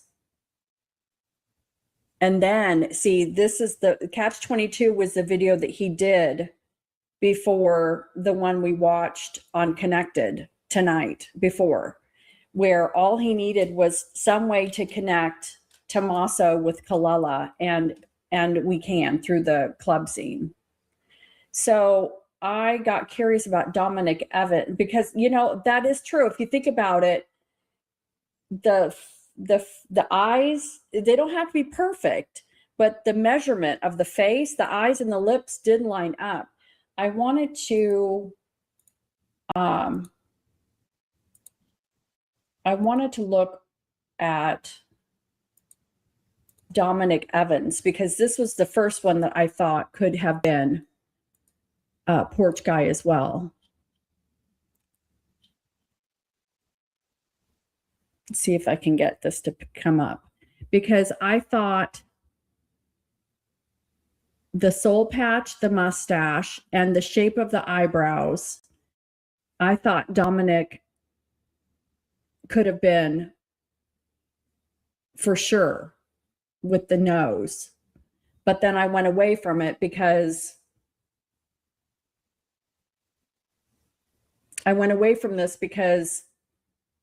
the news media was coming out and getting on people saying that he's not involved. And I didn't want to be irresponsible. You know, if I'm going to have a YouTube channel, I want to be responsible, right? Well, here we are back, you know, not boomerang. I call it rubber band because of the stretching and the crazy snap that we're going, or just rubbernecking, okay? And I really, for a long time, I defended that the family was not included or involved because, again, it's low-hanging fruit. FBI would have had a ticker tape parade already. They would have had their perp walk. Well, that doesn't have to always be the case, right? And especially if the investigation was so bungled by Nanos and the prosecution is waiting to get everything. Maybe they're waiting on DNA. Maybe they have this case wrapped up. They're waiting on DNA in order to just nail it shut. And, you know, even Nanos said the other day that he looks calm. He's like, yeah, we're just waiting on DNA. And maybe he's being a diarrhea dumbass again and telling us that basically they have everything done and they're waiting on DNA because they can't go to trial without DNA because the investigation was mishandled in the very beginning. And if they have DNA to Porch Guy, and Maureen O'Connell said they're getting close, and I believe her. And it's weird because I do kind of trust Harvey Levin when he says he believes those notes, and I definitely believe Maureen O'Connell when she says they're getting close to Porch Guy, and once they get Porch Guy, the gates will swing open. And Maureen O'Connell had been backing off the interview room, Chris McDonough talking about the family, bringing it back to the family. She specifically said she did not want to get sued. And so she wouldn't chime in on conversations when she was on a panel. She would not talk about the family until last week when she had made that comment on Megyn Kelly early in the day that she's 75% sure that they are getting close to Porch Guy. And she said, once they get Porch Guy, the gates will swing open. And I firmly believe if Porch Guy is this guy, Dominic Evans, Derek Kalila, or anybody in those bands, then someone's going to be pooping out blue Smurf turds. And they probably are already. And again, if that's the case, then I feel so bad for Cam and Savannah. And the second wave of nightmare, trauma, horror that they're going to be going through. The only good thing is if Porch Guy is in this circle, the only good thing is they should be able to lead them back to her body. That's the only good thing. Is I feel like they can get the body back. Which is the only thing that's going to close this. And does Annie know? I talked the other night about coercive control. We don't know the dynamic that Annie has with her husband. We don't know how Tommaso, if these people are into, Satanism, and I'm not saying, I'm just repeating what I'm seeing here, okay? Just for anybody. I don't want to get sued either. I'm speculating. This is a creative brainstorming session here to the interweb gods. How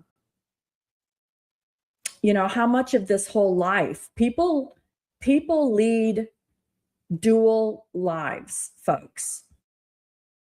We've talked about it many times.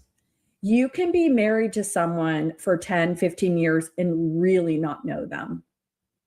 And if you're a narcissistic psychopath, it's very easy to seek somebody out who is submissive, control them, censor them, let them know that they can't complain, they can't argue, they can't bitch. You can't question. And if they've done a really good job picking a suppressed partner, they've picked one who has self-esteem issues, who is too desperate to say anything and rock the boat because, oh my God, no one's ever going to love me like you do. Or someone who's really naive and doesn't ask questions and has no idea you have a second family that's living across town. Okay? It happens all the time. It happens all the time. So,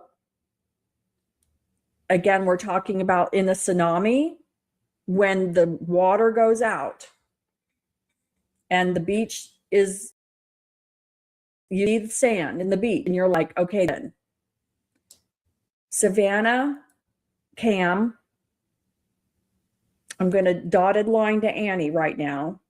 They've had that first wave of tsunami has come in and crashed, but guess what? The water's getting sucked back out, and there's going to be a second wave, and it's going to be even bigger.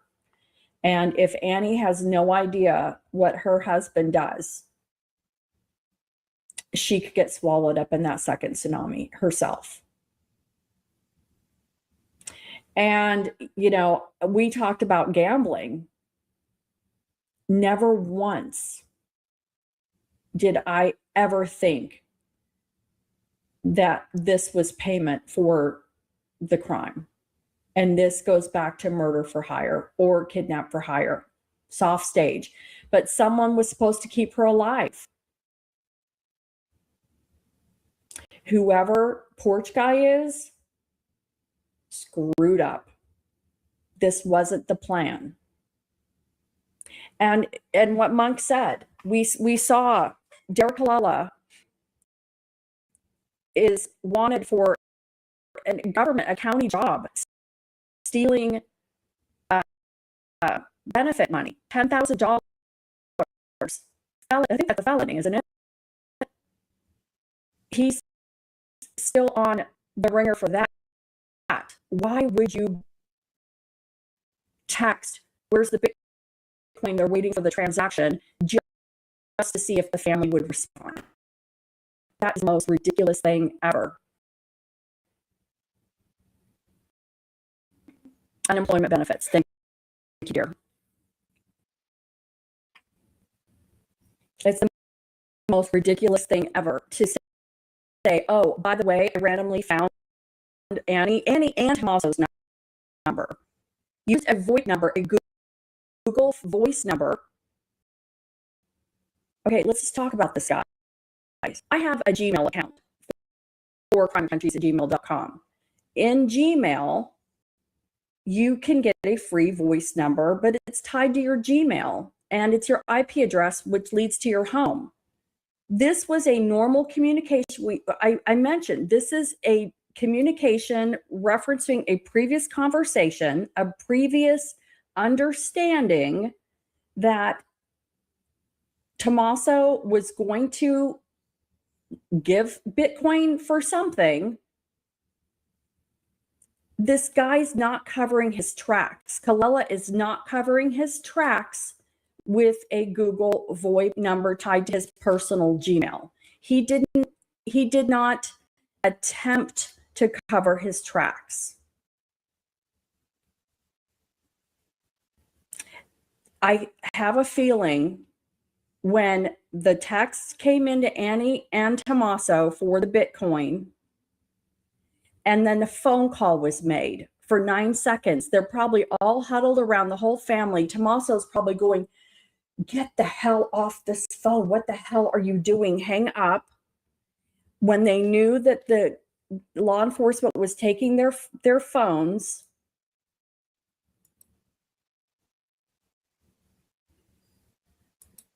he had to have known the gig was up, guys. If this is true, if this scenario is true, Tommaso knew at that instant the gig was up.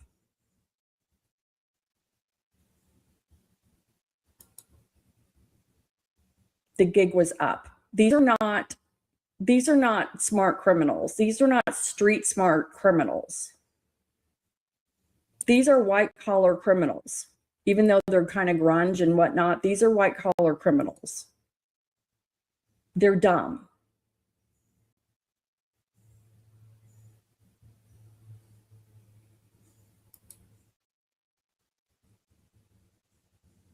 And if Tommaso, and I even was thinking the other night, when you see pictures of people whose family member is missing, are you going to leave in a car and cover your face with a hoodie? No. Tommaso and Annie, every time you see them in a vehicle, they've got the hood over their head, like they're hiding, like they don't want pictures.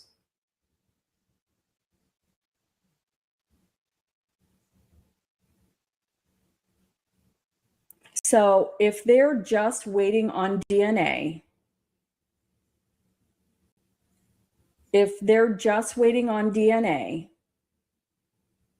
that is probably the last step to show that these knuckleheads were in the house. And that's what they have to do. They have to show that one of these people in this circle was in the house that night. They had no business being in that house. And if they can get DNA and put them in the house,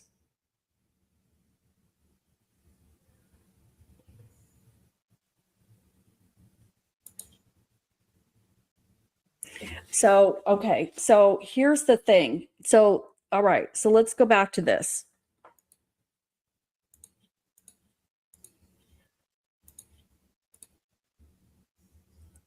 So Savannah, remember when I talked about a soft staged kidnapping? And this was under the scenario that Tommaso and Annie needed money and they needed it quick. If they needed money quick and serious money, they know Savannah has the money. Cam may have a lot of money, probably not $46 billion like Savannah does, but Cam's going to have a lot of money. He's going to be doing well with his military career, retiring, and now he's a pilot for American Airlines, okay? He's a captain, 787 wide body. So and I just lost my train of thought. Okay, so if Tommaso needs money, Nancy probably is doing okay, may not have $45 million like Savannah. The nut to crack is Savannah. The nut to crack is Savannah. Savannah has the money. Derek, the Bitcoin amount of money, Savannah has the money. If they think they need inheritance, they need money, the double dipping that Monks talked about is this. They are taking care of Nancy. A&T are taking care of Nancy. They don't have a lot of money. Annie works for a nonprofit. She makes jewelry. She sells jewelry for a community outreach program. Tommaso is a teacher, and I went to the school website, and it said the average teacher makes $53,000 a year. It's not a lot of money, okay? Cam is wealthy from his military retirement and his current job. I mean, captains at American Airlines make a lot of money. They make very good money, okay? Savannah, very wealthy. Her husband's very wealthy. The money. Everyone's living high on the hog, except for Annie and Tommaso. And they're the ones dealing with peed on sheets, dirty clothes, medicine refills, groceries being delivered, groceries being put away. Oh, we got to fix this and we need help with that. They're doing all the hard work. Where is our payday? Where's my payday? If Nancy has to go because we can't do this anymore, we need that inheritance. Nancy's going to live forever. It feels like Nancy's going to live forever. I need that inheritance. So what they do, they come up with a staged kidnapping where their buddy, Dominic Evans, Derek Halala, someone that they know, that they trust, is going to go get Nancy. We're going to stage a kidnapping. If the kidnapping goes through, we've got a ransom note. Nancy's taken to an Airbnb. Everybody's, she's being given food and all happy, scared, but okay. And actually, Dr. Brucato actually mentioned that the ransom notes could have been written before the crime was even done, because one of them said that she was scared, but okay. She wasn't scared and okay. She was dead. Okay. She was dead. So if this plan goes off the hitch, Nancy's kidnapped for $6 million in Bitcoin or whatever it was that they asked. They asked for 4 million by Friday or 6 million by Monday, which is weird. The Finger Hut repayment plan, if you're as old as me, you remember Finger Hut did payment plans for towels and whatnot, okay? So the Finger Hut payment plan, 4 million by Friday, 6 million by Monday. And then she's dead. Tommaso, Cam, and Savannah and Annie, they split the inheritance 3 ways. They liquidate everything. Nancy's dead. They get their inheritance. So the win-win is he pays Porch Guy a Bitcoin, 60 grand about. They get $4 or $6 million from Savannah, plus they get a third of the inheritance from Nancy's estate and trust. That is the double dip. What they didn't figure out is that whoever took her, A, didn't take her meds, her hearing aids, blah, blah, blah. What they didn't anticipate was she was going to get feisty at the door and start scrapping, and someone was going to pop her and lead to her demise. So they're kidnapping to get 4 or 6 million from Savannah, which would have set them up for a long time. And Annie would have been set up for a long time with 4 or 6 million. They could have easily paid a Bitcoin to Porch Guy, aka Kalela or Dominic Evans, whichever it is, or whoever it is, okay? Then they would have gotten a third of the inheritance. And, selling the house is $1 million house. That's $333,000. The car, the savings, the 401k, the blah, blah, blah.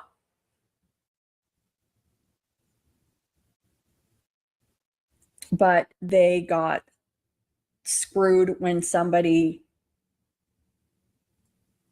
accidentally injured, killed Nancy. And Brucato said they could have written the notes ahead of time. People have thought that the notes were written by a woman. There's a poetic inference in some of the words. Buried in nature. She's buried in nature. Let's just go down a sick path. If Annie's involved and helped write the ransom notes, and buried in nature comes from her and her weird poetry. If an insider kidnapped Nancy, injured her, she's dead, they have her body. We don't know until Annie and Tommaso don't show up to the scene until Sunday at noon.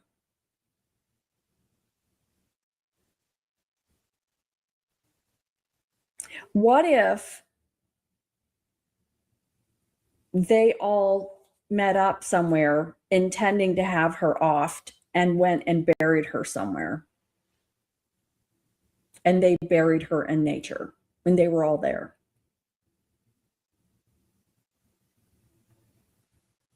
Because from 2 a.m. until 11 or noon the next day, well, the cops were called around noon-ish, and I don't have the timeline. If, and this is all speculation, were they going to do it January 11th? Did something happen January 11th, Joe? Did they have a false start? Did they do a dry run?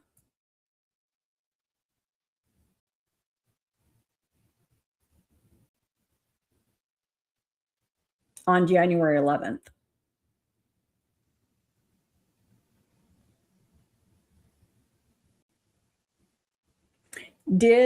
Was this not a kidnapping? They said it was a kidnapping to get the money from Savannah because they knew she would pay it. They may not have anticipated that the feds, FBI was going to tell her not to pay it without proof of life.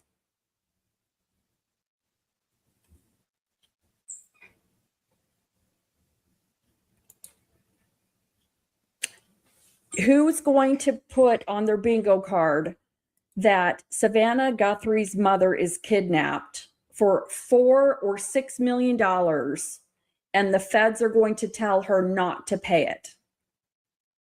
And Savannah listened to them. Who's got that on their bingo card? Because I would have bet everything that Savannah would have paid that ransom in a New York second if the feds had not advised her not to.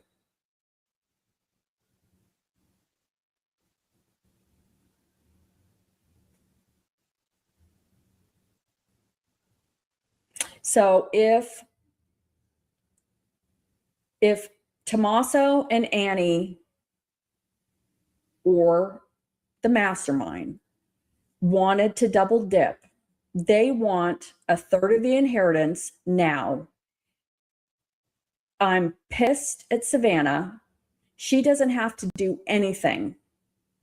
She gets to go lead her lovely life and go to Italy and open the Olympics.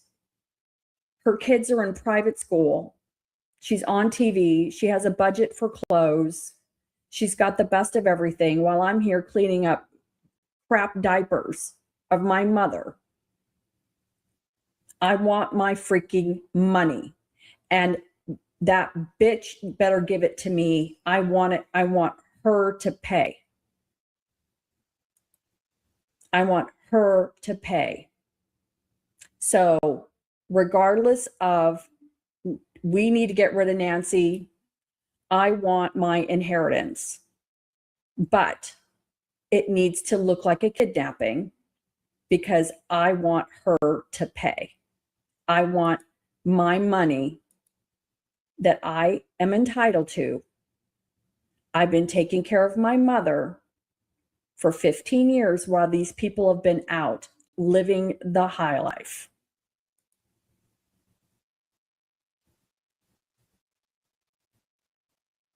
So I want my millions and I want my inheritance. So Nancy, sorry, hon, you're gone.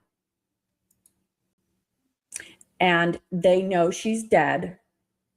They all go and bury her in nature with their little creepy witch ritual, Wiccan, crazy crap that they do, which would be helpful for the innocent people and the innocent family members to get her body back, because somebody will know where her body is, which is ultimately, that's what I want. I want her body to be back with her family and her loved ones. She should not be left out somewhere with animals scavenging.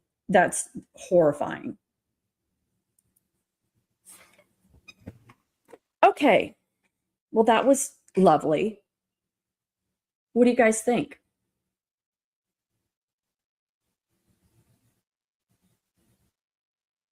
You guys think that this could have legs? So what are the odds that they're waiting on the DNA? And if they get the DNA back and they can put one of these dipshits in her house where they have no business being, done, and they all fold.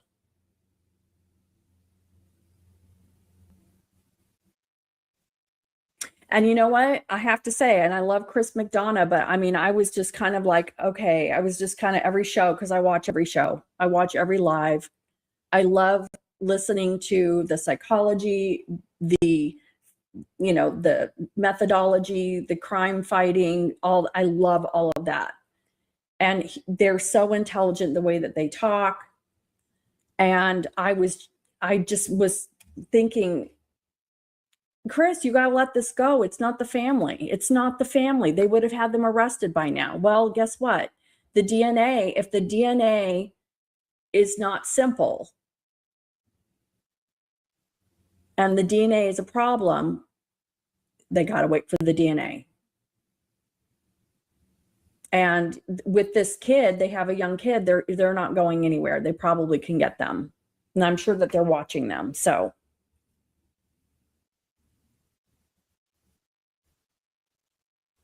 wow, I'm just so grateful. I'm seeing so many new names tonight, and I really appreciate you guys being here with me on a Friday night.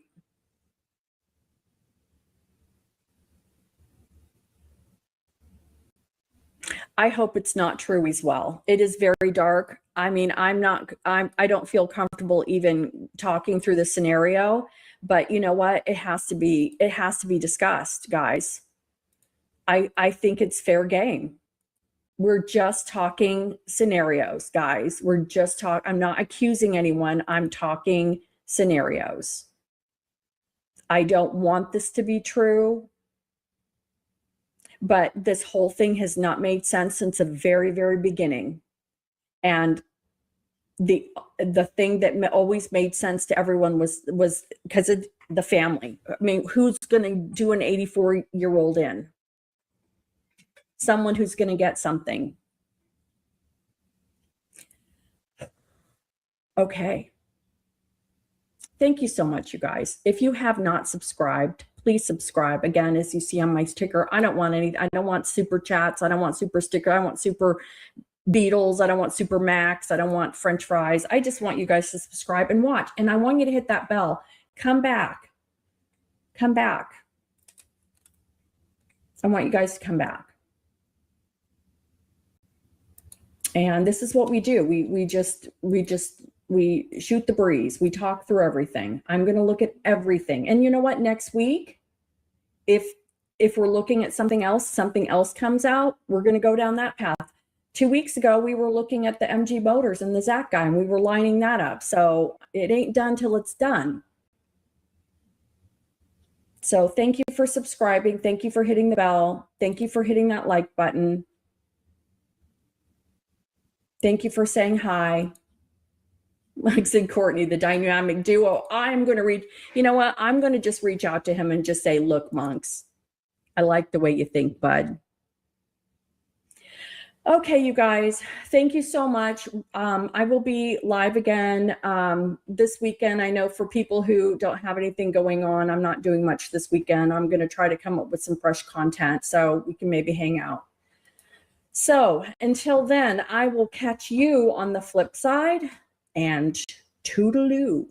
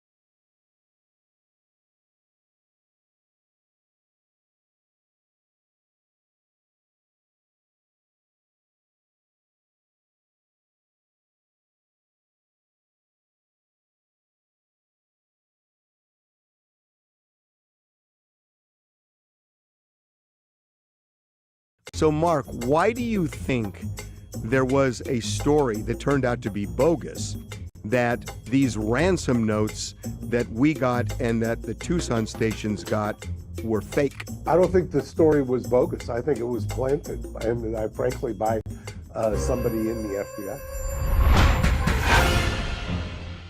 Okay, Harvey, last week caused a firestorm. As we tape this on Thursday, yesterday, I was told, and sure enough, it happened, there was a Reuters report which was flat out wrong. But in Reuters' defense, they reported that the FBI did not believe any of these ransom notes. The two in particular sent to both TMZ and to local television stations in Tucson. Correct. And that was put out there. They've traced the FBI traced it back. They know exactly internally where that came from, which was FBI generated. And they felt so compelled to not only kind of bitch slap, if you will, the ones who leaked it, but they actually issued out of the Phoenix office a press release from the FBI less than 24 hours ago saying that they still believe a couple of these, the ones that Reuters had reported, like I said, to Reuters, in Reuters' defense, they were getting it from sources, but the sources had their own access to grind. And so I said, well, why is this? What happened here? And I know you yesterday reported that you went back to your sources and you knew as a percipient witness that in fact the FBI was taking it seriously.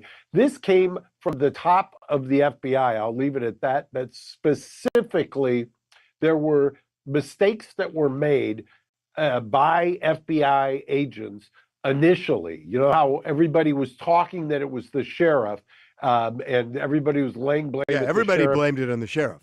Right. Well, apparently the sheriff was not the only one. Local field office apparently had some missteps, and they were course corrected quickly. But some of the people trying to protect their territory put this story, the what now has been a repudiated story, out.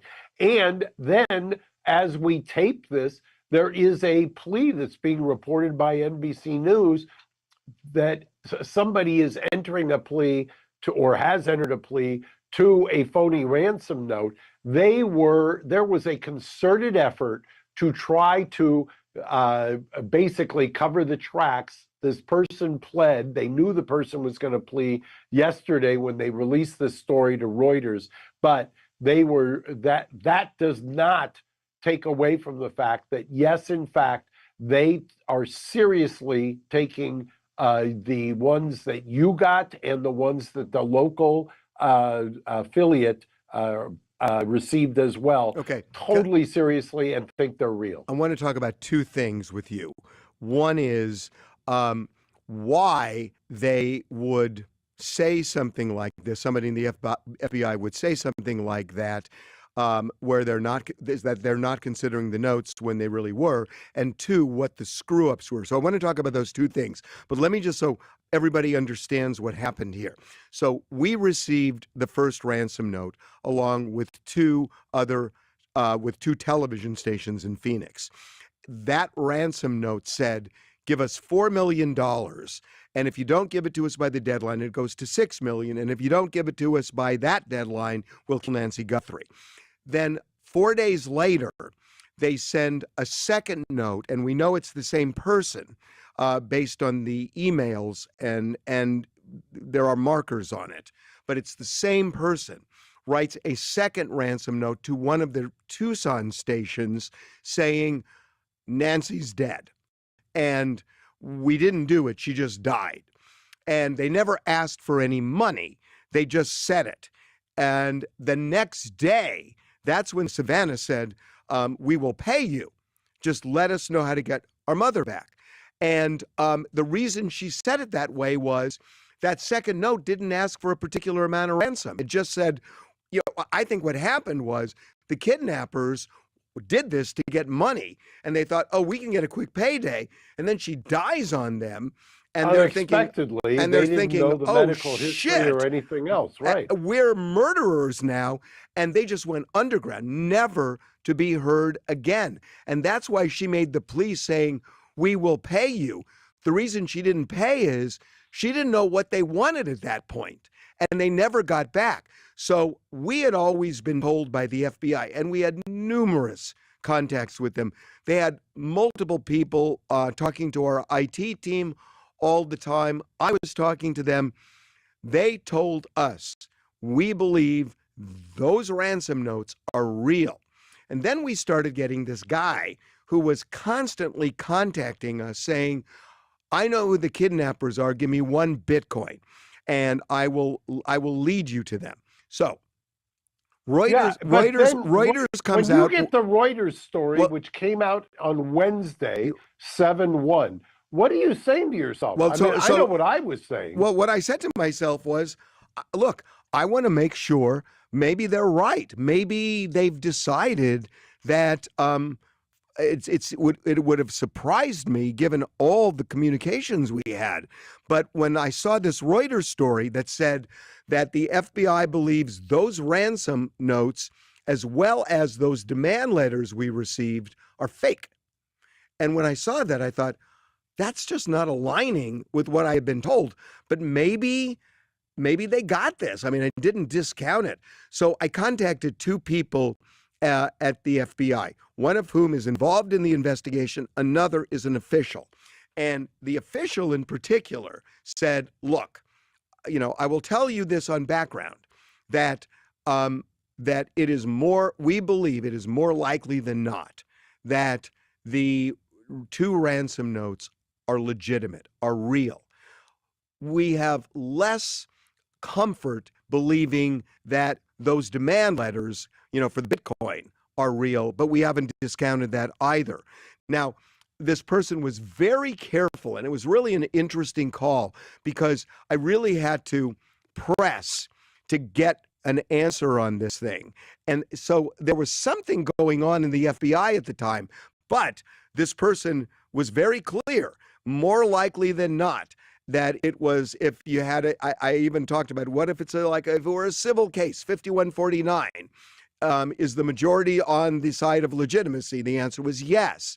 So I kept getting, yeah, we're absolutely looking at these, which is what I knew, but this person affirmed it, and so did the other person. Exactly. And so so there's two ways to interpret this, given and then the FBI came out later in the day and said, look, some of these notes are bogus. They called it extortion, but some of them we are pursuing as possibly legitimate. So we know what the two are. They're the two we received in the Tucson station. Right. And that FBI press release, we should probably show that or put it up on the screen. That's the first time in I don't know how long they have commented that directly on something like this in a while. And there's two interpretations. In fact, by the time this drops, I'll probably have got the answer. But one is somebody knew in the FBI about the plea that was happening today to somebody who basically had just done an extortionate, went off the reservation, or what I was told yesterday, which was no, they wanted to, the higher ups at the FBI wanted to make it clear that somebody had gotten out over their skis trying to protect themselves, or CYA, and that's why they planted that story with Reuters. The official told me, and because I even said, do you think somebody actually told Reuters this? And the answer I got back was, look, there are a lot of people involved in this investigation, and not everybody feels exactly the same way. It was kind of a weird comment because it was hedging it, because they clearly, based on what I know, and now based on what the FBI said, they were clearly still looking at this as possible as a real lead. And that statement was, we've determined that it's fake, and that's just not true. So I guess I want to get to you now. Two things. One, why do you think that there were people who said that incorrectly that they viewed these ransom letters as fake? And two, you mentioned that the FBI screwed this case up. Let's go into both of those. But first, why do you think that people in the FBI told Reuters that the ransom letters were fake? Because there was a miss, is what I'm told, in the original and second. There were two waves, if you will, of letters, and supposedly they missed something which somebody else at the FBI subsequently picked up on, and that was the fissure, so to speak, between the two. So you've got a contingent who missed it, you've got some, and we hit on part of this apparently kind of unknowingly last week. You had identified the reason that you thought this most recent one was from the same person was the wallet address, and the wallet address, old one and new one, was referenced. Apparently, they had done something. I know what it is. When you just said that, I think I know what it is, Mark. I think I know what it is. So, and we can talk about this now because it's come out. So I don't remember how long into the case, maybe 3 weeks, maybe a month. They were constantly calling us, talking to the IT team, trying to figure out how to trace the Bitcoin address or how to trace the email we got, and they couldn't do it. So I got a call and they said, look, we are going to put some money in the Bitcoin account to see if we can trace, oh my God, I think this is it, to see if they could trace the money back to the person who took it. And they said, we please do not report that money is in the Bitcoin account. It's going to compromise the investigation. And so we didn't say anything, but we saw the money surface. It was only like $278, $285. I think they were just trying to trigger something. And so we didn't say anything.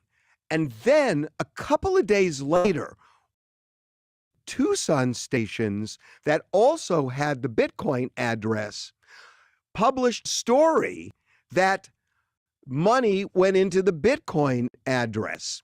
And the FBI didn't. And I called somebody at the FBI. In fact, I was on the phone with two people at the same time.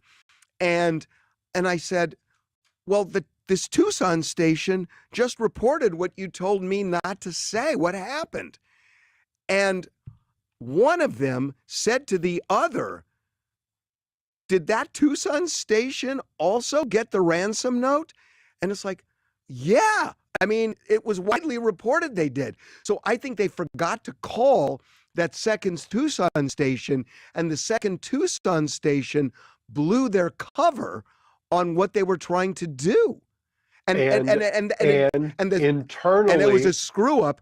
And I never really thought of that again until you just said that. That was definitely a screw up. Well, that fits precisely with what I was told, that there was an initial screw up.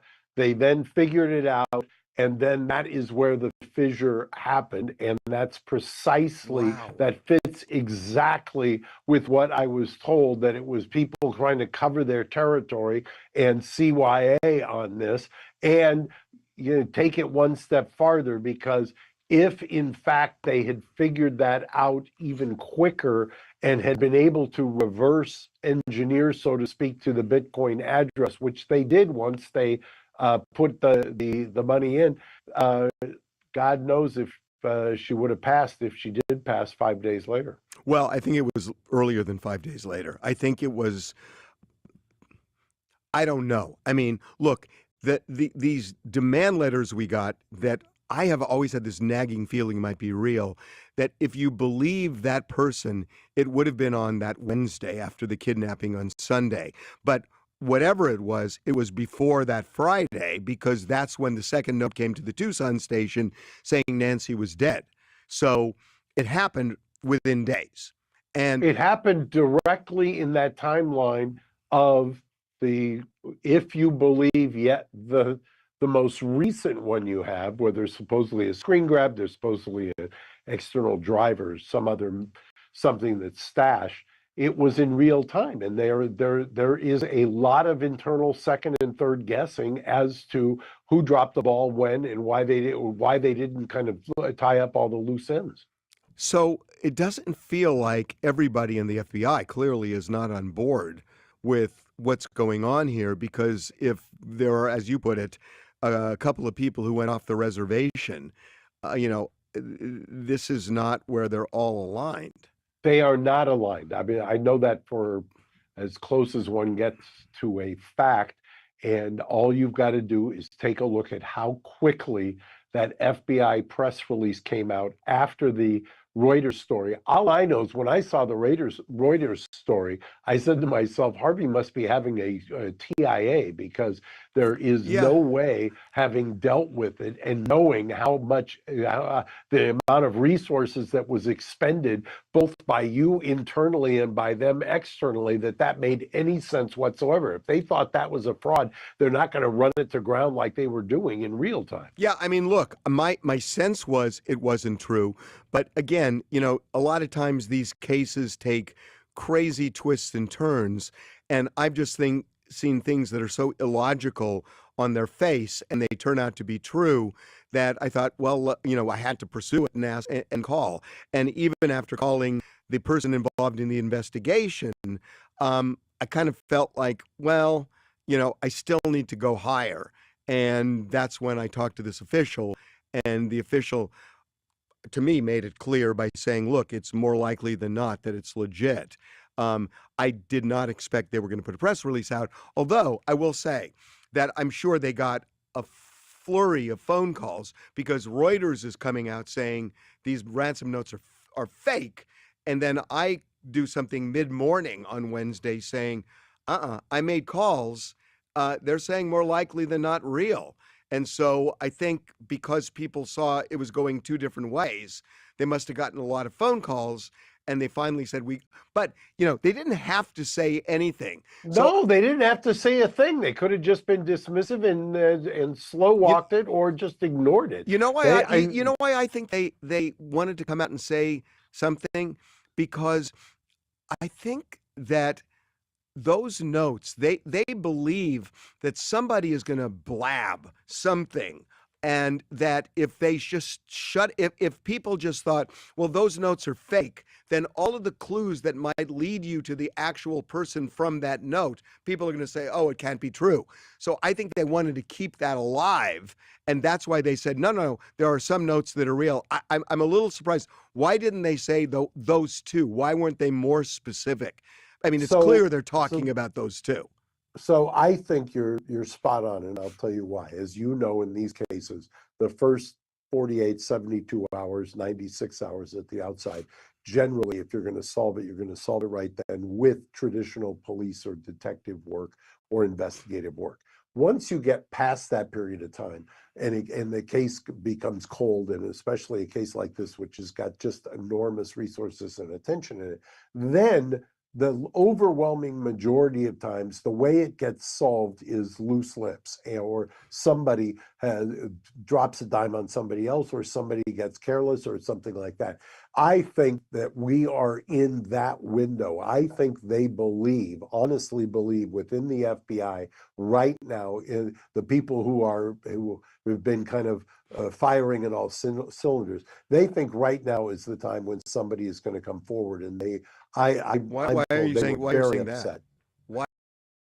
The last note that we talked about last week, it resonated with them in a interesting way. The fact that it had the old wallet address and then referenced a new one gave it some credibility. And you don't know if it's a fraudster or not. And as I said, or we said, somebody apparently pled to being a fraudster. However, there were kind of earmarks or indicia in there that they believed internally could be, to your point, more likely than not legit. If that's the case, and there's somebody out there, and they fully expect that right now is the time when somebody may be doing that, and they don't want to quell that. They want to do the opposite. They want to encourage that person, come in from the cold, tell us what you know, and we'll cloak you with something. That's why I kept saying last week, if you're not a fraudster, now is the time to strike.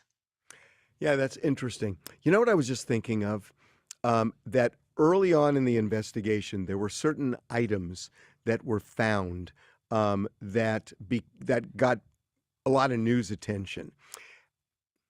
I'm not going to say what it is, because they haven't done anything with this, but there was one particular item, and I talked to somebody we believe that somebody in the media may have planted that item to get attention, and that if they can prove that and they believed it to be true, they would prosecute the individual. And that never happened. It never happened. That's interesting. Yeah, and it was just a really interesting sidebar. We never really talked about, we never reported that, but I remember somebody told me that, and they really believed it. But again, maybe there's no proof of it because they never prosecuted anybody on that. But it's just an interesting. It was just an interesting kind of sidebar for me that they were really having trouble containing things because there was so much interest. Everybody was getting in everybody's way. Well, and the most contaminated scene you could ever imagine if you had sent to or had wanted to design how to have a transference issues and create a defense lawyer's petri dish for mischief, it would have been the way that crime scene was handled. So you've done so many of these crime cases. If you were in charge of the FBI on Monday morning after Nancy Guthrie was kidnapped, what would you have done? That might have made it. That might have made a difference. Immediately engaged with the ransom notes. That was your single best lead while doing. And by the way, but engaged how? Engaged how? To pay the money? I would have paid it. I would have paid it immediately. You would have paid the $4 million. Absolutely. I would have paid the $4 million. I would have done it. They have, I know for a fact, just given some of the other cases I've handled and that I've looked at, they have ways of retrieving that. They have ways of blocking that. They can trace that. They couldn't do it, man. I'm telling you, they tried. They couldn't do it. Believe me, they were all over. They've prosecuted. There are people sitting in federal prison who could do it tomorrow. I mean, they've got. Mark, I swear to you, there was one call with 5 agents on the phone with my IT team. They were doing everything they could, and I remember my IT team. It got so complicated. They were saying that when they went on the tip line, there was a cookie that would have dropped, and the cookie could relate back to when they sent the email. And there's a way of reverse engineering. It was so complicated. They did everything they could. There's somebody watching this who would say that was an older generation or iteration, that the newest and the cutting edge ability is well beyond that. The fact that they were talking about that, I call it that kind of breadcrumb theory, tells me that they just didn't have the cutting edge. And that is part of the problem. What they did do, give them kudos for what they did do. Getting that Nest Cam was incredible. But there were other things that I think could have been done with that Nest Cam immediately and may have been done, just haven't been reported. And if you were to criticize anything, they should have had their best and their brightest on the scene immediately and not waited. And they weren't called in until 48 hours after. And like I said, there is a window. It's almost a kind of a rule of thumb. If you don't solve it in that first 48, 72, 96, you're not going to. But they have to be invited. I mean, look, you think about No, I don't think. No. Think about it on the other. Think about it on the other. It's like saying you have to be invited. Have the National Guard invited. No, the FBI is the 800-pound gorilla. They go wherever they want. Think about it on the other side. That if they would have jumped because it was Savannah Guthrie's mother, then all of these other people whose mothers or sisters or children were kidnapped, they're going to come out and just torch the FBI and say, oh, you're doing that because Savannah's a celebrity, but you didn't do it with us. So they just couldn't win if they did something like that. Yeah, I understand the PR angle. But it's real. But it's real. But you could also send another message.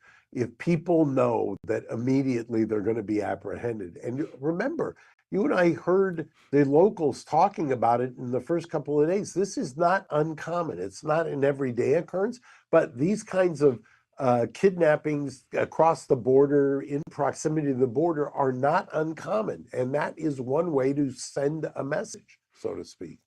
So at this point, You know, at this point, it's got to be. we talked last week about this guy that's been sending us these notes. He sent another note saying, okay, if you're not taking me seriously, I'm done, because he was watching the social media posts that we were putting up. So I would not be surprised if he's watching us right now. So you told me last week there was better than a 65% chance you believe this guy. Like I said, the FBI has questions, has doubts, but you believed him, and frankly, I believe him more than the FBI does, I think. So you have the stage mark. He's probably watching this because it seems like he watches everything. Talk to him. Well, what you've got to do is you've got to reach out now. No, you know, you're talking directly to him, Mark. Yeah, and you right now need to talk to a lawyer, get that, give the information to your lawyer. You don't have to give all of it, but give enough so that you can get the kind of coverage that you need, the protection that you need. And by the way, do a fellow human a solid and give the closure to the family by giving them the information and telling them who's responsible, and you can get protected at the same time. This happens all the time. It is not unusual. It's something you can do. You can do it now. So his concern is multiple. One, that he says he might be implicated because he knows these kidnappers. He says there are two. Well, and he has a record. He has a burglary on his record 11 years ago. So that's one of his things. And the second thing is that he's worried that they will seek revenge on this guy, which frankly, it sounds to me like these guys are not into the violence of hurting somebody because they freaked out when Nancy died. So I don't know, maybe they would be, but he's concerned about them going after him and him getting implicated by authorities. I would be more scared if I'm him. If you're listening, I'm more scared that you've already revealed enough about yourself that they know who you are and would come for you if that was a legitimate fear. You can dispel that fear. You can at least mitigate that if you lawyer up and get in there and get a deal done. You will get a deal done. I can tell you with about as much assurance, other than death and taxes, that a competent lawyer will be able to cut a deal for you, give you protection, get you out of harm's way, number two, and accomplish something good and turn a horrible situation into a redeeming situation. So I don't know. This is not an impossible situation you find yourself in. This is a situation that has all the earmarks and tools of being able to solve. What if he's greedy and really wants that Bitcoin, which he hasn't gotten, and he says, "Look, if he waits any longer, the Bitcoin's going to go down to practically nothing." Well, so. I mean, he could still ask for money. So, yes. I mean, does money at all factor in if he does something like this, or do you have to discard that and just say, "Look, give me immunity"? There's already $1 million reward. If that's what's motivating you, what are you waiting for? Why are you looking for $32,000, $60,000 in Bitcoin when there's $1 million out there? Have your lawyer broker a deal and go get your $1 million. Okay, the final thing that is just, it's so interesting that, we've been working on this thing for so long, and, you've said like 5 things here that have just really kind of struck me. When you said the FBI did something wrong, is one of those things that they didn't, and I don't know what they said to the Guthrie family, but is one of those things maybe not pushing the Guthrie family to pay that money early on? Is that what you're driving at? All I will tell you is that there is a split in the FBI, and there are the initial people who were on this are being second guessed wildly and have basically been vindicated, and that is precisely why it played out the way it did yesterday. There were missteps, there were course corrections. They believe the course corrections were too late, but now you're in a spot where they think that the public and specifically Confederates can help, and that's what they want. They don't want to dissuade people from helping. Okay. Sounds good. Have a good 4th, my friend. Happy 4th.